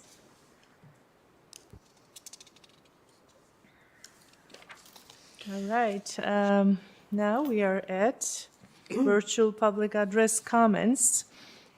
As you know, board members, several of us and some of our actually emails have asked us to potentially to have virtual public address opportunities. And the administration has provided a list of consideration. Does the board wish to discuss these one at a time, moving forward? At this time, I think we're giving the opportunities attending board meeting, of course, in person, and they can submit written comments through online form. They can submit written comments via email. They can submit verbal comment via phone call, and then they can submit written comment via postal mail. The technology exists to support allowing public comment via virtual videos, but there are several areas where school board would need to provide guidance if we wish to allow virtual public address. And one of them is, I think, does the board want pre-recorded videos or live speakers? I think the intention, I've been bringing this up, I think the intention is to just level the playing field, if you will. I mean, not to sound like this is a competition, but to allow people who don't feel comfortable coming into a room with other people to be able to still address the board from, via a Zoom session or something like that. I think there's other boards in the area that do it. So for me, I think it would still have to be a live situation, I believe. I agree. I think it should be just what we, basically, same as we have now, except we allow somebody to also live speak via Zoom or whatever we come up with as the I'm technology sorry, we're going to use. Miss Cass, I can't hear you. Would Oh, you I'm sorry. mind? Maybe there we go. Sorry, I wasn't close enough. That's okay, thank Now you. can you hear me? Yes, thank you. I think that it would be, I agree with what Mr. Chewbacca said, and that I think we just keep it live. We basically, what we have now, except add in the option to speak via Zoom, live via Zoom or whatever technology we choose. But I think the rest should basically stay the same. I think the second question to consider, does the board want virtual comment at any board meeting or only when the board is meeting in a virtual environment? I'm sorry, Ms. Karan. As the one who will need to implement, I know. did you have agreement from at least 4 board members? Sorry about that. I didn't even take a look. So we want live speakers, all right? Is that the thumbs up? 2 thumbs up? I guess I would like to know what is the work involved in doing that? That's a good I question. think the rest of these questions, we're going to be answering that. Ms. Franklin is correct. The rest of the questions really do provide guiding parameters. I think you have to remember that right now your policy doesn't allow for it. Yeah, we have to have a So we'll policy have change. policy adjustments that come. There is there's a monetary cost with this, with a staff member who would need to be dedicated to running that.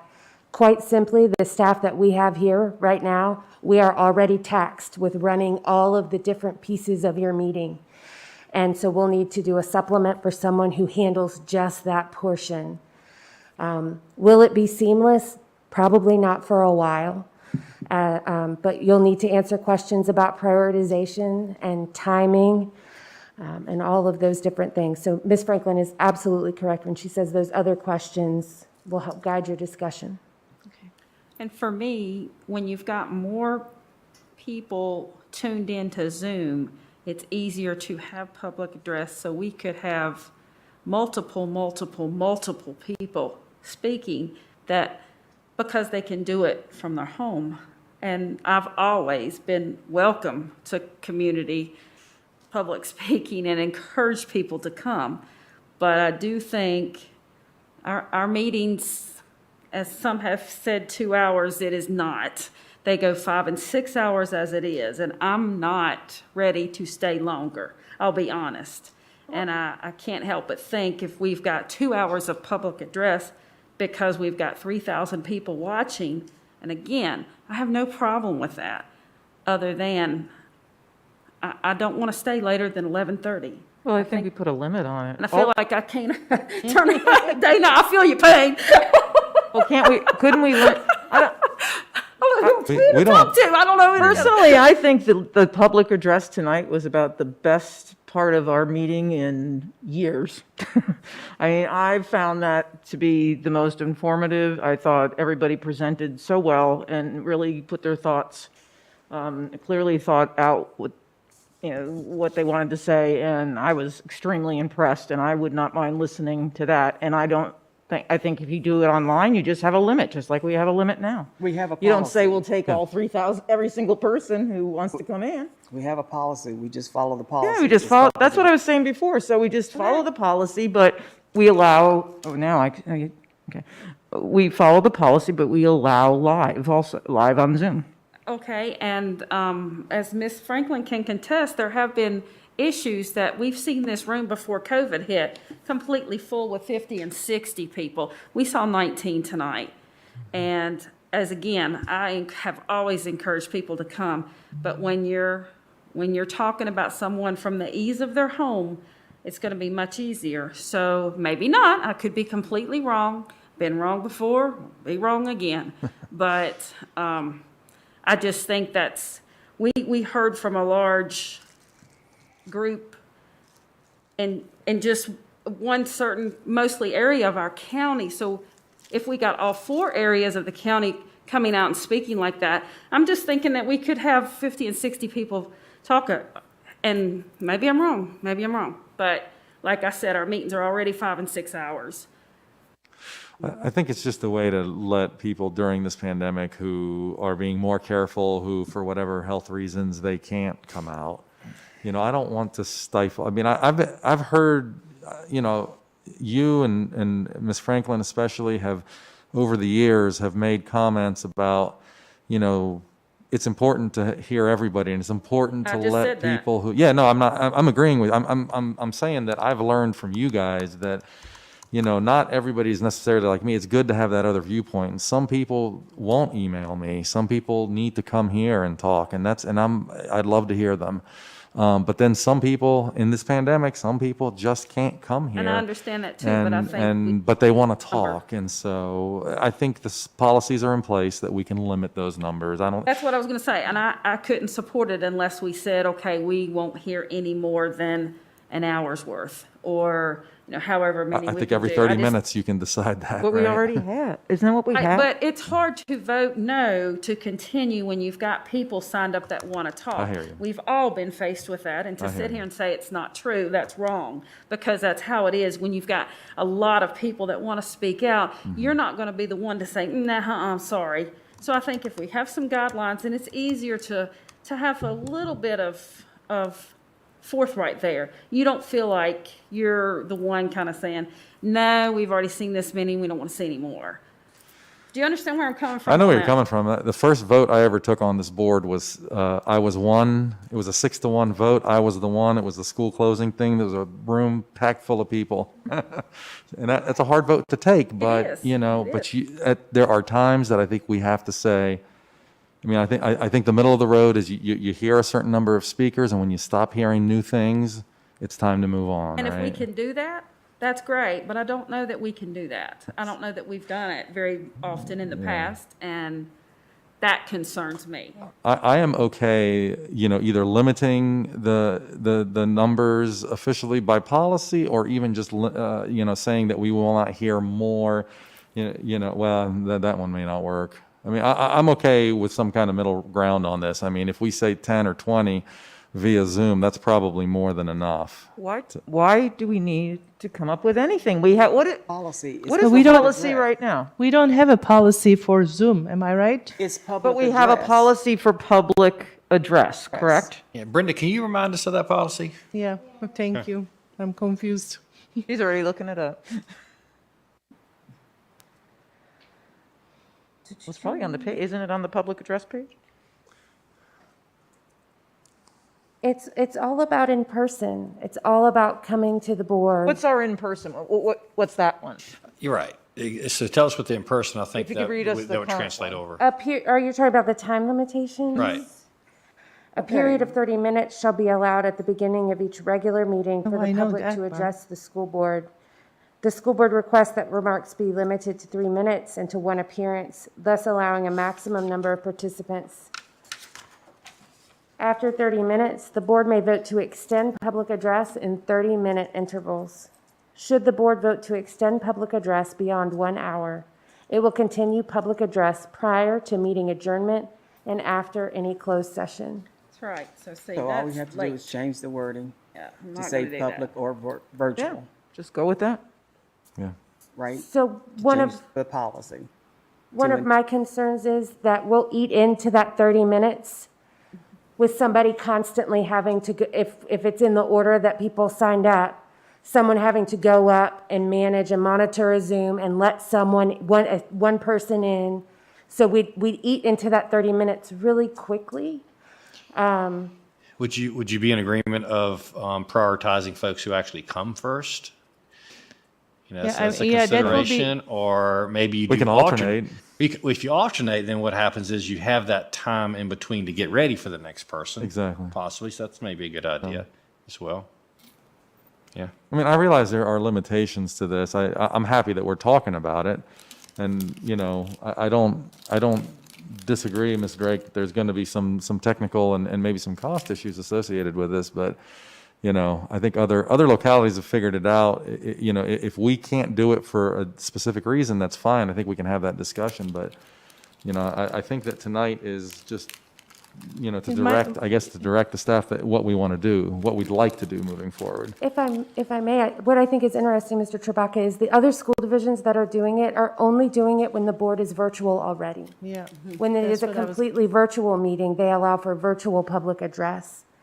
They're not allowing for that simultaneous in-person and Zoom. Correct. Okay, yeah, I think it is true. There are some Board of Supervisors or towns, I think, around here that are doing it that way. But I'm fine with that. I just want to give people an opportunity who can't come in person to speak to us. Now, if we had more virtual meetings, which I've been saying we should be having, I'm fine with that. If a third of our meetings or a half of our meetings end up being virtual and we do it that way, I'm fine with that. But right now, we're meeting in person all the time, and so, That's the way we're supposed to meet. you know. I think we're making this a whole lot more complicated than it needs to be. Maybe. We have a policy, if we need to adjust the policy to add virtual to it.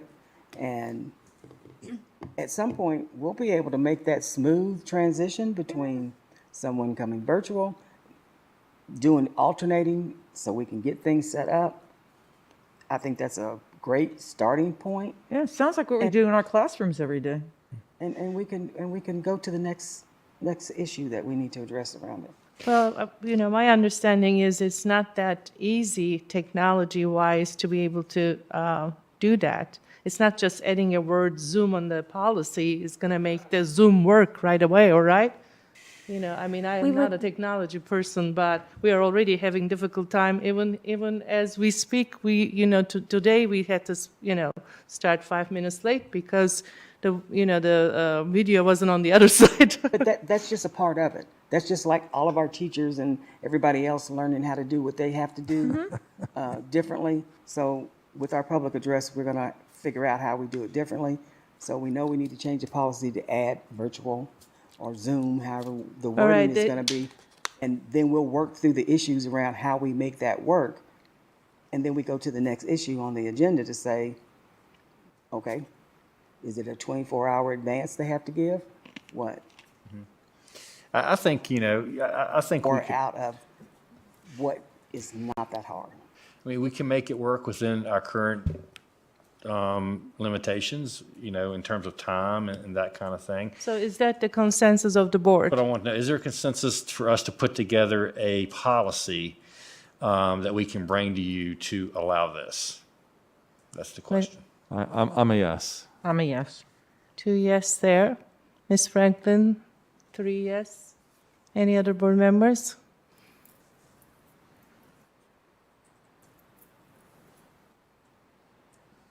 Don't see any more fingers up, so Ms. that, Karan? I feel like I've been reached out, I know today they came and we arranged it so well and it was safe and seeing everybody in person without a glitch, without waiting. I thought it was great. I probably rather like to see them in person unless we go to virtual as well. Then it is important to hear from them, obviously, not that, it all really also depends how much extra work we're going to create for our staff too. I'm worried about that. Okay, so making sure our public has access to let us know what they're feeling is not important. If we have to do another stipend for someone to help with this, then that's what we need to do, so that we're not adding extra burdens on folks who are already tasked.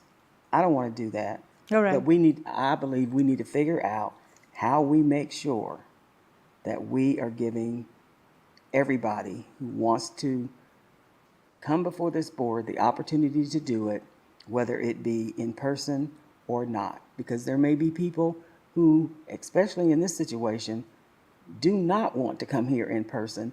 I And agree. they're saying, so I don't get to, I have to send you an email or catch you in the grocery store or maybe on the phone. I would rather see them and have them be able to do that during a meeting. Maybe you know, Mr. I Wickham can definitely help us hear, out with so that. I can be the fourth thumb moving forward. So we have 4 votes. And I hope it will be worthwhile for the exploration. What was the final consensus on that? It's you know, trying to get the Zoom going, To if try to- possible, yeah. To try to get it going? Yep. A policy update first. Yes, of course. And, you know, are we okay with saying that if you're going to be virtual, you have to sign up at least 24 hours in advance so that we can provide them with the appropriate meeting links and those types of things, you know, those other considerations? It's a lot to manage, yeah. I agree with that.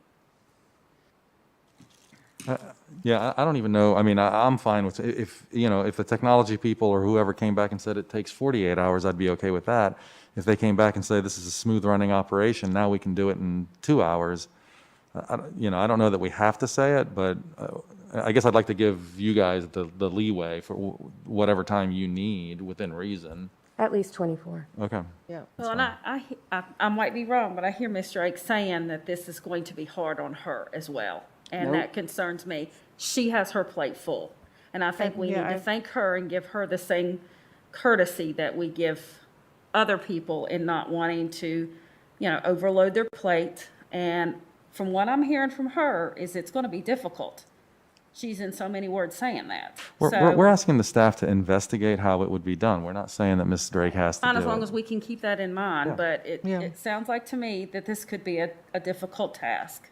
I mean, that was the hesitancy of my finger going, you know, I guess sideways.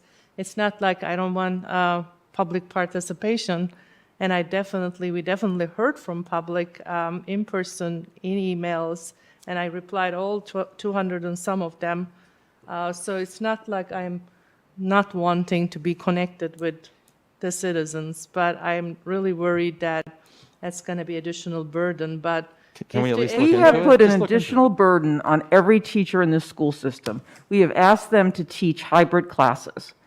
So maybe one of them can come in here and show us how to do a hybrid meeting, because it seems like, I understand, and Brenda, I know you work real hard, and I appreciate that, but I think that if we are asking our teachers and our staff to use technology and go above and beyond what they normally do with technology, that it's not a whole lot for us to at least try and investigate what we could do to allow people to do a virtual public address.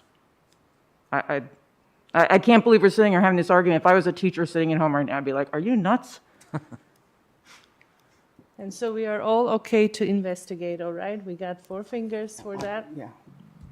You're telling us to do it. Minutes ago. Yeah, you're telling us to do it. We've already investigated. Okay. We asked you for the parameters. I hear you telling us you want a policy change and you want us to do it. All right. All right. So moving on, item G. And that starts with the Gifted Advisory Committee. They resubmit their membership to us based on the feedback we gave. And the membership is here for you, make a motion to approve. So moved. Second. Any discussions, any questions? Then all those in favor, please say aye. Aye. Aye. Any opposed?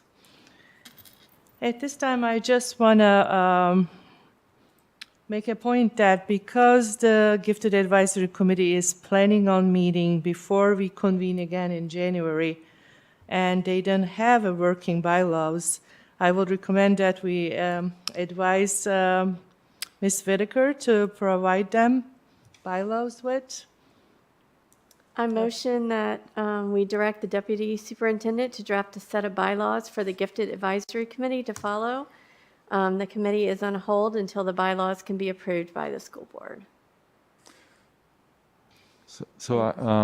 Any questions? Yeah, or well, just one discussions? comment. One of the parents reached out to me just to let me know that the changes that they made, and this came up, I think, in our meeting back in May, that the changes, that this all kind of started with it, the changes that they made were done when they started reviewing these bylaws, which Ms. Whitaker told us and is correct, that they were very old bylaws and hadn't been updated in a long time, and were, basically operating outside of state guidelines. So what they were saying to me was that the updates that they made were made to, I guess, to align with state code. So I'm sure that you're not going to come up with something that is not aligned with state code, but. I believe they believe it's aligned with state code. Okay, all right, Yes. fair enough. But based upon the conversations I've had with our attorney, he Okay. would not recommend that you approve them. Okay, sure. He has not read them in their entirety, but I have shared pieces with him, and so I think it would be prudent to look at some of the other school divisions. It's his recommendation that have these bylaws in place, because I do believe their intention is to be completely in line. However, some of the steps, there are two very clear guidelines that the state gives for what advisory committees are supposed to do for gifted, and so that's what we want to make sure to maintain. So I think that if we're able to pull some together and bring them to you, that they would be able to still do the things that they're wanting to do.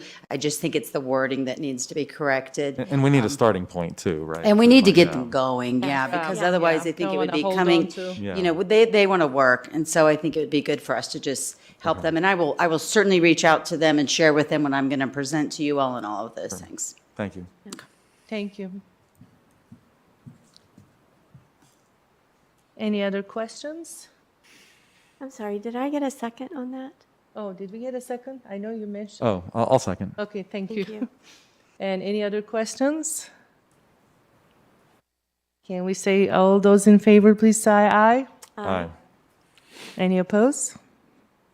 Thank you. I'm happy to be able to move on with, and I think they are probably happy too. The next one is our future board meeting calendar.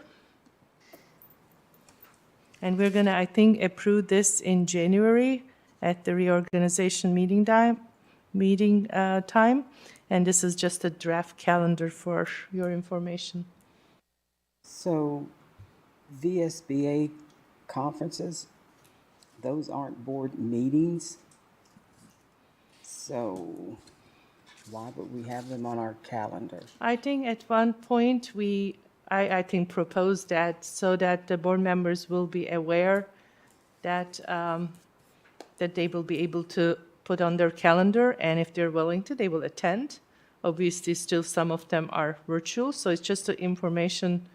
We are part of the VSBA board, all right? So it is not our, obviously regularly board meeting. It's just the conferences, but I thought that will be convenient for board members to know when and where to attend.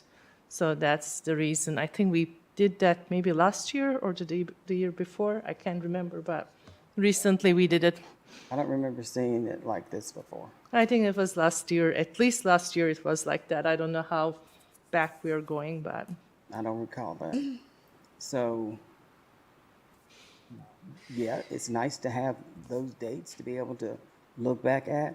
But if we're talking about board meeting calendars, VSBA conferences, hot topics, or whatever, they're not board meetings. well, if that's the board's desire, we can take them off and you can follow VSBA calendar, which they provide on the VSBA site. I thought that's only the convenience for the board members, but I understand what you're saying because we say it's MCPS board calendar. Yeah, and then we add the budget meetings in and stuff like that. It could get a little messy. That's what we That's usually true, do. yeah, Yeah. that's true. So it's, again, it's up to will of the board. That was, I mean, it's to separate those out and still have those there, maybe just change the wording on upcoming meetings and conferences. But for me, that's a whole lot to try to go through when I'm looking at, budget things we may be doing, evaluations, whatever. I just don't want to have to look at all that. This is what I'm looking at a glance. These are my meetings coming up. And over here, this is what's happening with VSBA. That's just. all right.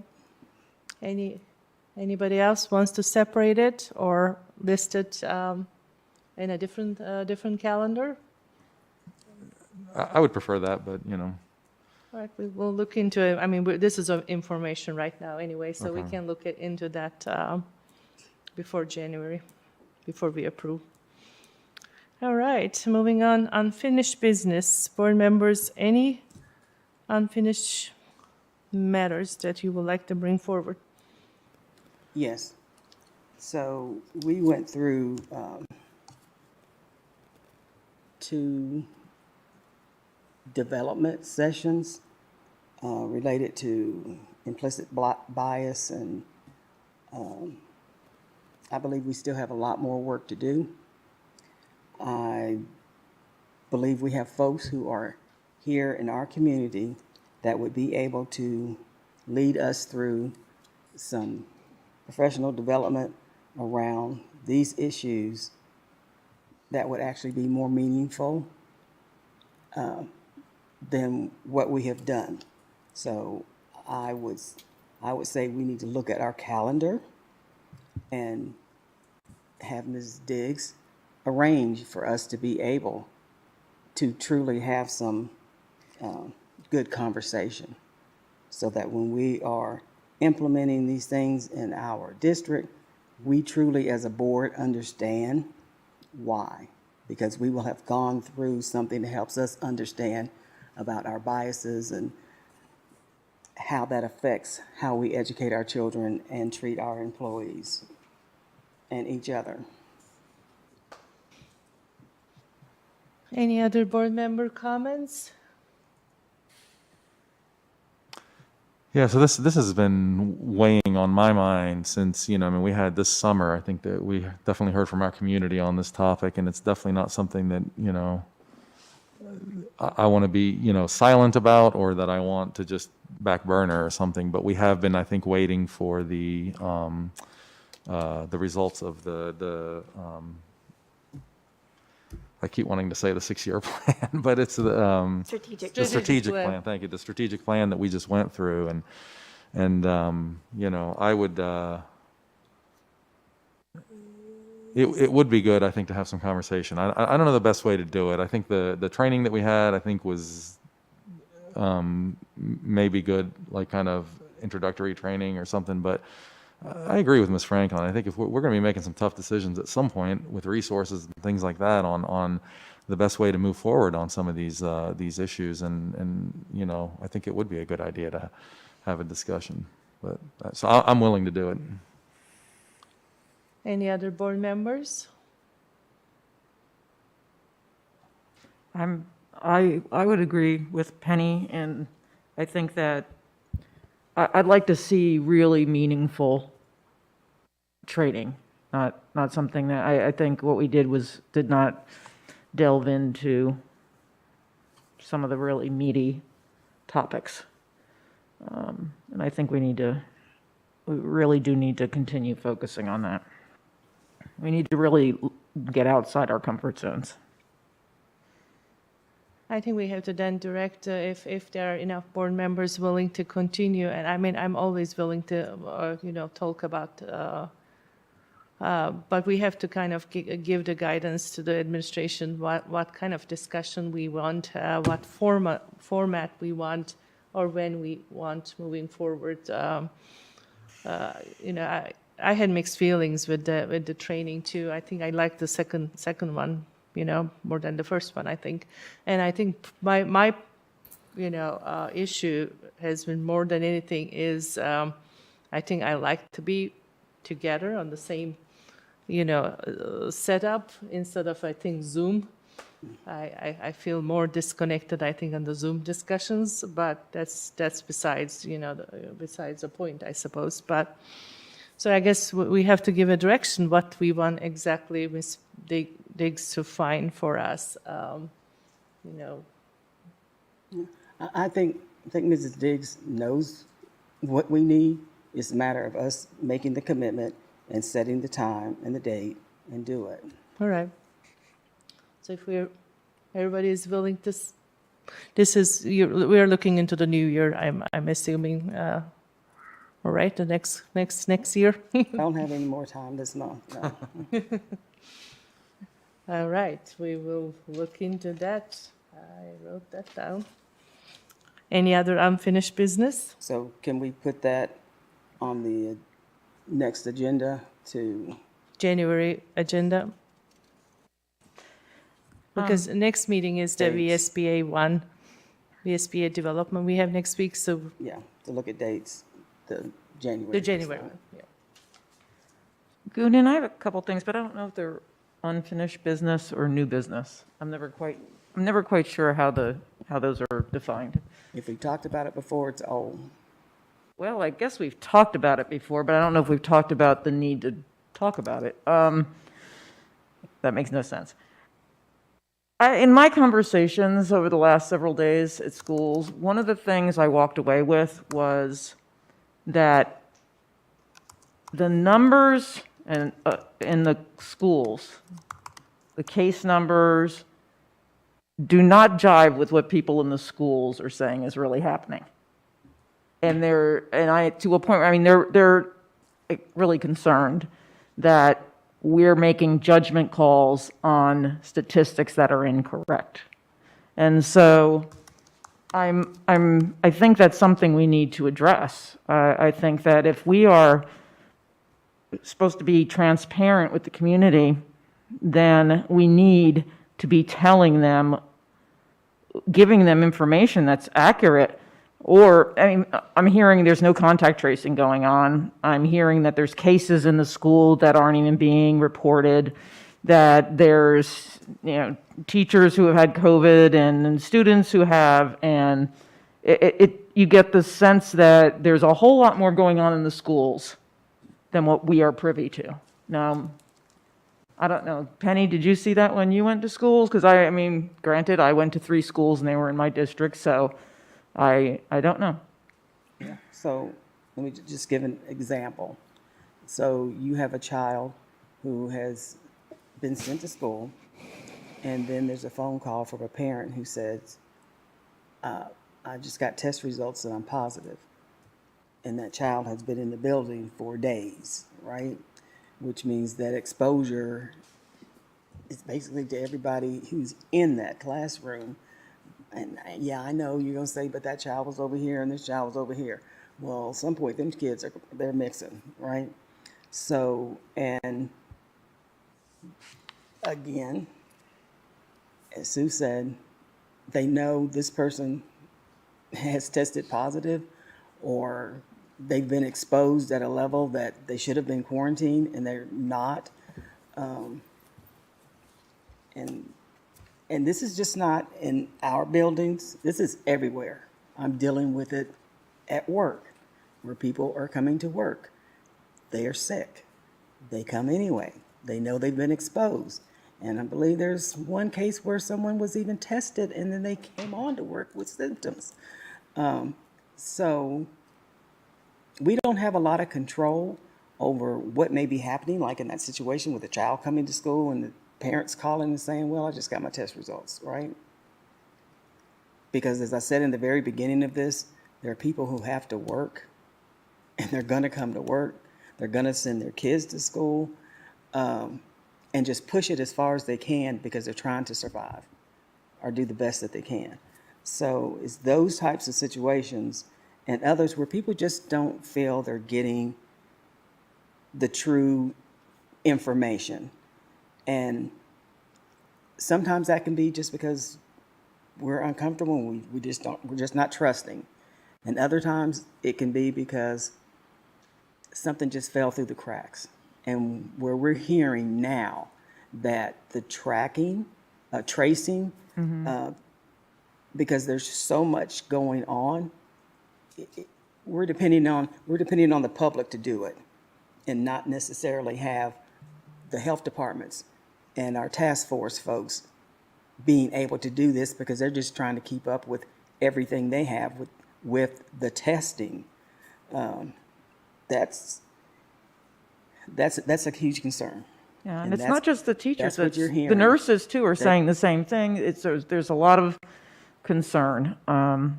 And the other thing that people mentioned was how we keep saying that there's no transmission in the schools. And I don't see how we can actually say that and really believe that not one case has ever been transmitted in our schools. No one got COVID at school. We just had a teacher today who had COVID. She barely ever leaves her house. Where'd she get it from? Chances are she got it at school. So I think we need to stop saying that there's no COVID in our school. It is there, and we have to be honest. It's there. And you know what? When your kid goes to school, they may get COVID. They may get COVID when they go to the playground. They may get COVID at the grocery store. They may get COVID anywhere. But you can't say that, but not in our schools because we don't have any COVID. I think that's a very misleading statement. So you brought up this, I think some of this overlaps with the issue that we talked about. I can't remember if it was in the last meeting or 2 meetings ago, but we brought up the whole topic of like the presumed positives and if they should be counted on the dashboard and stuff like that. Did we ever get action out of that discussion? I think we decided not, We had actually That's asked. right, okay, all right. not to change everything. We had asked to go back to what we were doing, and everybody said, no, let's just leave it the way it is. I think the majority said leave it the way it is. Yeah. And I think people are really looking for that information now. They want more. And I don't know if there's a solution, but I think we need to really think hard about what we're telling people and what we're communicating. You can't say the school is safe. It's not the same. No place is. I mean, there's really nothing that's safe unless you stay in your house and you never leave. I mean, we're doing things that are really, really making things better, but people are asymptomatic. We know that children can spread this, and they have no sign whatsoever. So I agree with Sue to say it's not in our buildings. That's just, it's everywhere. It's everywhere. I think when we were saying there's no COVID in our building, I don't think we ever said there's no COVID in our building. We're saying it's not being transmitted in our buildings. Yeah, I think we were saying, and I think that we are using, interchangeably, which is probably not right. I mean, we have cases in our buildings. Obviously, we have numbers on the chart. I think we were saying up to this point, maybe change from today and forward, that we did not have any transmission that happened in the building. But again, like both of you said, that can change too. Obviously, numbers are increasing, and there's no guarantee that that will not change. But do you want to make any comments, Mr. Garrison, or want to add on anything, or in a discussion? We couldn't go a meeting without talking to you, Jason. No, we can't let you go. No, I'm happy to answer any direct questions you have, and I certainly understand that there is, I think there's a great concern or a great desire out there that people would like to have more information, people would like to know more, I think sometimes if you work in the school, you feel like you need to be more involved with contact tracing and things like that. But again, as far as our notification and our reporting, I believe we are operating with an immense amount of fidelity with the direction the board has given us. When if that information comes to me or to Danny through the employee side or Dominic through the employee side, We work very much to make sure it's accurately documented. We're aware of the numbers. We stay on top of the information. We release that information in terms of notifications, as you've directed us to do, based upon the information we have. When there are questions or concerns, we communicate with the school. We talk with the nurses. We talk with the we talk with the families. We talk with the administrators. Spend many times in Danny's office or vice versa, where we're talking about a case, and if the answers or if the answer to our discussion is let's reach out to the health department, that's what we do. And there's probably not a working day that goes by that I don't communicate with someone at the health department regarding a case. Certainly, we have had the conversation about presumed positives. You know, I've shared the information with the board that how that becomes problematic and how that becomes difficult. Certainly, we will do the will of the board if that's what you direct us to do. But again, from the standpoint of notifications, of course, today was my day to do the weekly notification to the whole division. That happened. We've got thus far, I may jinx myself, thus far we've got not a big flood of emails back. We have a few who express kind of the quit emailing me. And then we have some others who just have very, very basic questions. But again, I think Ms. Franklin's point is well stated. It's not just Montgomery County. It's not just the school systems. There is risk involved with COVID to some degree, wherever you go and whatever you do. And I think you guys were very well aware of that going all the way back to June and July when you first started making your plans. So I'm happy to answer any direct questions, but I think the board has a really good understanding of kind of the stronger points of working this side of COVID and the places where, as a nation, as a county, as a state, there are ifs, ands, and buts and gaps. Thank you. I think for me, it comes down to an issue of trust with the public, and some of it I think is beyond our control. You know, the way that, when we met in July, it was all about we want parents to know if a student in your student's class had it or whatever, and for legal reasons we can't do that. And I think from a contact tracing point of view, I think there's some issues there because of the definition that the contact tracers are using. And I know that the CDC and the VDH use two different, definitions of that. And, I don't know where we go with that. And I especially don't know where we go with that. When I start reading the news, there was a Roanoke Times article recently, last couple of days, I think, that was talking about, I believe our health district having trouble keeping up with all the contact tracing. And so, so what do you do then? And I do think that it's something that we should maybe ask the question. Maybe, I don't know who we ask it of. I'm thinking of our legal counsel because they're the ones that advised us on something, on this stuff at the very beginning. But I'm concerned about that. Yeah, I guess my concern is when we criticize, we don't do right, then, what is the alternative? What can we suggest the system to do? That becomes a problem. That was the reason I want to ask, is there any better way to be informed at this time or not? That was my reasoning.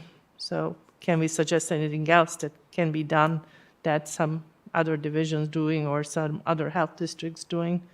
So that was the reason I mentioned that. We're talking about trust, right? Yeah. I'm trusting what you're saying to me, but I need you to know this is what I see, this is what I hear. So I don't know if that's a conversation that you have in each of the buildings with the staff to say, and they can, let you know what they believe, and you help them understand from what your job is and how things are presented to you, how that plays out. So maybe that's a starting point, just to listen to, what's going on, and let's talk about it. So, Good point. If So nothing, I have Sure. just a couple of things. I do want to say that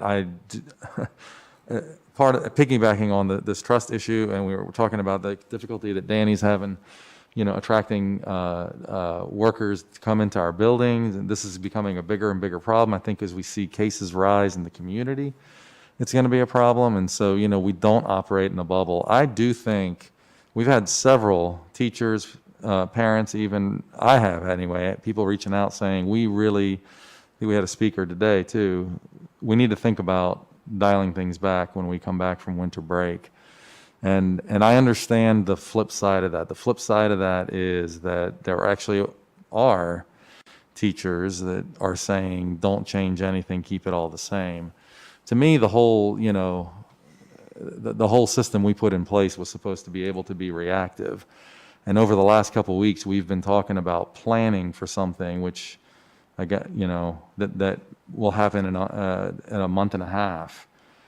I don't know why we can't plan for health and safety, and I understand that it can be disruptive to dial the level down, but with travel happening and with people's, I think, mental state and whatnot, I think if it was up to me, we would have been shut down for a month. But I look at where we are as a board and where the county is, and I say, is there some place where we can make at least a compromise, at least dial a level back for 1 week when we come back in January? any other unfinished business, or we're moving on new business? Well, that was a request to see if there was Oh, I'm interest in sorry. doing that.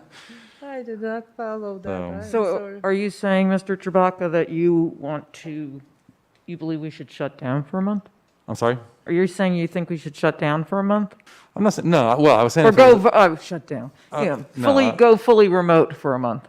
Well, I think with the holiday travel, especially over Thanksgiving, I'm saying that if it would have been my druthers probably to, I obviously tend to be a little more cautious about this, to do that, but I'm trying to meet people I'm trying to meet the county where it is and saying, given that we have people who are comfortable and people who are uncomfortable, when we come back that week after break is probably, if we're not going to adjust the level then we probably never will, right? So Yeah. I am suggesting as a compromise that we think about, adjusting the level for that 1 week. I don't know if there's interest among the board to do it, but I'm bringing it up because we have that right. That would require then everybody being remote. I know a lot of teachers, when I spoke to them, no one really, and staff, and even parents, I don't think, there weren't too many people there were a few people who said, yes, I think we should be fully remote. And if we were in really the perfect world, we probably would do that because that would be the smart thing to do. But that's not where we are right now, and I don't know. That's a hard one because then a week of remote does require really thinking through what would have to change for that week, what changes everyone would have to go through. Parents obviously have the option of keeping their children home if they want to do that, but then teachers still have to be in the school.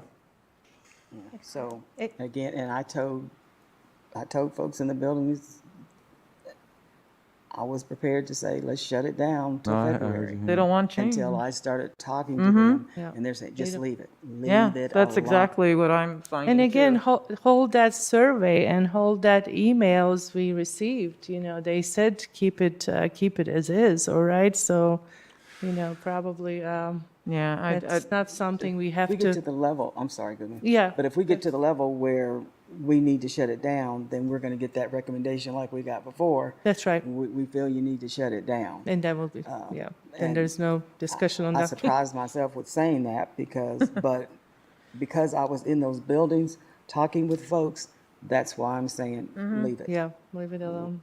Yeah. Yeah, I agree.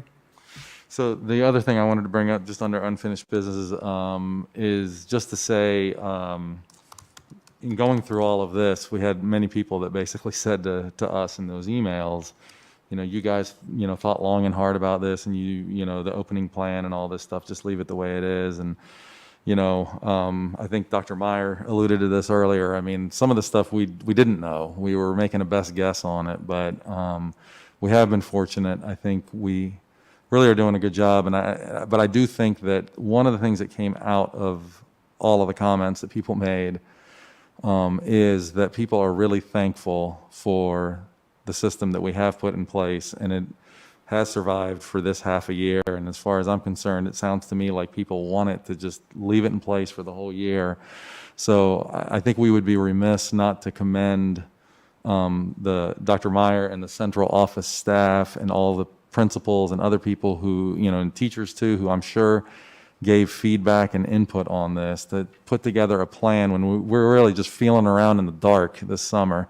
Had no idea, I don't want to say I have no idea what we're doing, but a lot of things unanswered. So kudos to you guys for all the work that you guys did this summer and putting all that stuff together and getting something that the community really, really likes, and it's working. It's definitely not perfect, but nothing is this year. So thank you guys. Yeah, I definitely, thumbs up on all that. And I think one comment I would like to do, I guess that's part of unfinished business too, but I definitely appreciate everybody that came and spoke, and then all the emails I received, and I try to reply them all, at least to acknowledge that I read it. Of course, left it in the last, I think 12, 18 hours, it kept coming, but I did tally, and so I have a good sense who responded and who want what. But I think one comment, or maybe couple comments, made me really sad, because I think my involvement in the school systems, it started because of teachers in 1994, and I will never call them, whining, lazy individuals. So I don't know how they got that idea, and what social media went around, and I actually know how they got that idea, but I don't think this would be the appropriate place to have that conversation. well, that's the unfortunate part, that people on social media get ugly, and I think it's not fair to teachers that are working so hard. So I just want to, let them know that I appreciate them and value them, and that's why actually, that's how I started. I started volunteering and helping teachers. That's how I started in 1994. So, and I think it's not fair to put out, making comments like that for the teachers. And I know they worry every day with the COVID, but I'm sure all the first responders and doctors and nurses and dealing with the COVID every day, or grocery store workers and everybody else that has to work every day and has a risk to get COVID, they are all in the same probably danger zone as well. So just make comments before we move to new business. Any new business, board members? Well, I'm going to tag on to that, Ms. Karan, because not only do I think maybe people, the teacher said they heard something, and I know where it came from, and it wasn't social media. It was firsthand, and two different people told me the same thing. But I think that also our own board members need to be careful what they say to people in the community, because that text that went out this week was totally inappropriate, should not have been sent out to mass people by someone on this board, basically saying that they are the good guys, and so those of us who don't agree are the bad guys, and that those who agree with them are right, which insinuates the rest of us are wrong. And that's not just the board. I mean, the first piece was the good guys on the board versus the bad guys on the board. I'm quite proud to be one of the bad guys. That's okay, because I'm standing up for what I think others want. But then to say I'm right versus wrong, when basically that's accusing people in our community and basically saying that they're wrong if they don't agree with you. Well, I think we did that to each other at our meetings too. We try to convince each other that our side is right and the other side is not right. So that's the thing. I think there is no side in this issue, and it's one side is try to stay safe and keep the education going, and that's our job. That's why we are elected. And I think the idea should be working together, not taking sides. And we don't have to change each other's mind. We can believe what we believe. And I don't disagree with that. That's what we did in our training several months ago. And I've taken some heat for my outspokenness. But I'm not telling people who don't agree with me that they are bad. And I'm not telling people who don't agree with me they're wrong. And there's a big difference. And when you put out a communication to our community, to people in the community saying, you're the good guys, they're the bad guys, we're the right people, you're the wrong people, I can't believe that a board member would communicate something like that. Well, it's so wrong and so inappropriate. And I might say how I feel in a meeting, and I might cut somebody off once in a while in my overzealousness. But I don't sit here and say, I'm good and you're bad. I have never said anybody on this board is bad. And that went out to people. It wasn't just somebody saying it to somebody. That went out to the community. What is that? No wonder people, they watch our meetings in disbelief. And you know what? I watch them in disbelief. I can't believe that this is what it's come to. I thought we were out to help our students and our teachers, not the good people. I thought we were helping all the people. At least that's what I got. That's what I ran for office for. I didn't run for office just to help certain people. And I trust that none of us will think that way. And I think we really, don't then they sure did a good job of communicating that. That's what they did. Well, sometimes, we are easy to take the things out of the context and go, forward to, not knowing the details, how things started. But I think the best way is if we hear each other saying something not supposed to be doing, I think, grabbing the phone and have a conversation for those individuals, probably the best way moving forward. Ms. Karan, here's the problem I have with that I have already been reprimanded for things that I've said that because no one called me on the phone and said, hey, Sue, maybe you should have done something a little differently. No, I get called out in a closed session, which I think was probably not, and I don't even know if it was appropriate. Yet I can't even ask for statistics without somebody saying, oh, wait, we have to have board approval. Everybody's got to approve those statistics. So we have had this training where I thought we were all going to start really working hard to listen to each other and appreciate each other. And I think that it fell on deaf ears.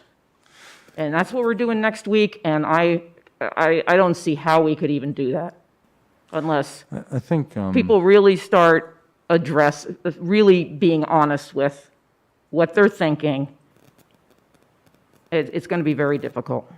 Ms. Karan, at the beginning of the meeting, you made some comments about how, at the end of the day, we're all human, and we have our And we have to move forward. feelings and we have our emotions and we have those things. And I think I understand where Ms. Cass is coming from.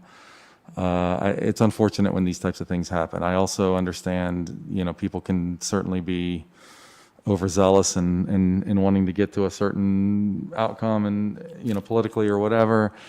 To me, I hope that in this case, and I tend to be one to give people the benefit of the doubt. I hope in this case it's an issue of rhetoric. And, I think it's a point well taken. And, I hope that we are, we already on a national level, we're already living in a world that's so charged with us versus them. And I would ask that we do our best not to bring that, into the board. And I think those were the intentions in my comment to start the, board meeting with that. And I think we each other have to make an effort, intentional effort to moving, forward and working together. And this has been a very, very tough year for everyone, and emotions, high, and we have to do, tough decisions, and it wasn't easy for, anybody per se. So, But it's damaging. It is damaging when those things get out there. So I don't want to belabor this. I don't want to harp on anybody or attack anybody. And, I certainly would encourage people to talk to each other. But, I would also say, let's try to keep those things, I respect all of you. I assume that you respect me, and let's keep it that way and move forward together. But when these things happen, I do think they should be addressed, and let's attempt not to let them happen again. I think with all those good words, I can move forward to announcements. I do have two announcements, sorry. Sure, go for it. I'm sorry, I'll be real quick. For those teachers that might still be listening at this point, the Educational Foundation rolling grant process is still available. And now we have also voted to extend this process for grants that could be used in the fall. So teachers who are still listening, thank you. Please be thinking of how the Educational Foundation can assist you in educating our students. I also want to remind board members that since we are starting to, visit some schools, and probably will do more of that in the new year, that we, per our norms and protocols, we must let the superintendent's office know when we're visiting schools prior to the visit. That's all I have. Thank you. Thank you, Ms. Graham. Any other announcements and informations? I would like to say thank you for your trust for the past 5 years. And as you know, this is my official last day to use my gavel. Hey, what about next week? Don't you have a virtual gavel for next week? Yeah, next week. She didn't have to gavel any next week. I don't probably have to gavel anything and let the VSBA run the meeting, but I definitely. Why are we virtual next week? I think that's They won't travel to us. They won't travel to us. Yeah, I think they. Right, but we have gathered ourselves to do it in person and have them Zoom in. It was just very difficult to hear everybody, and it was hard on them to get the voices coming back through. And I know I certainly couldn't ever hear you, Ms. Franklin, or Mr. Trabaka across the room, even though it wasn't that far. And only first one, we had it that way and it didn't work. We had the second one all in Zoom as well, I think, all right? This is our third one. Obviously didn't do any good either.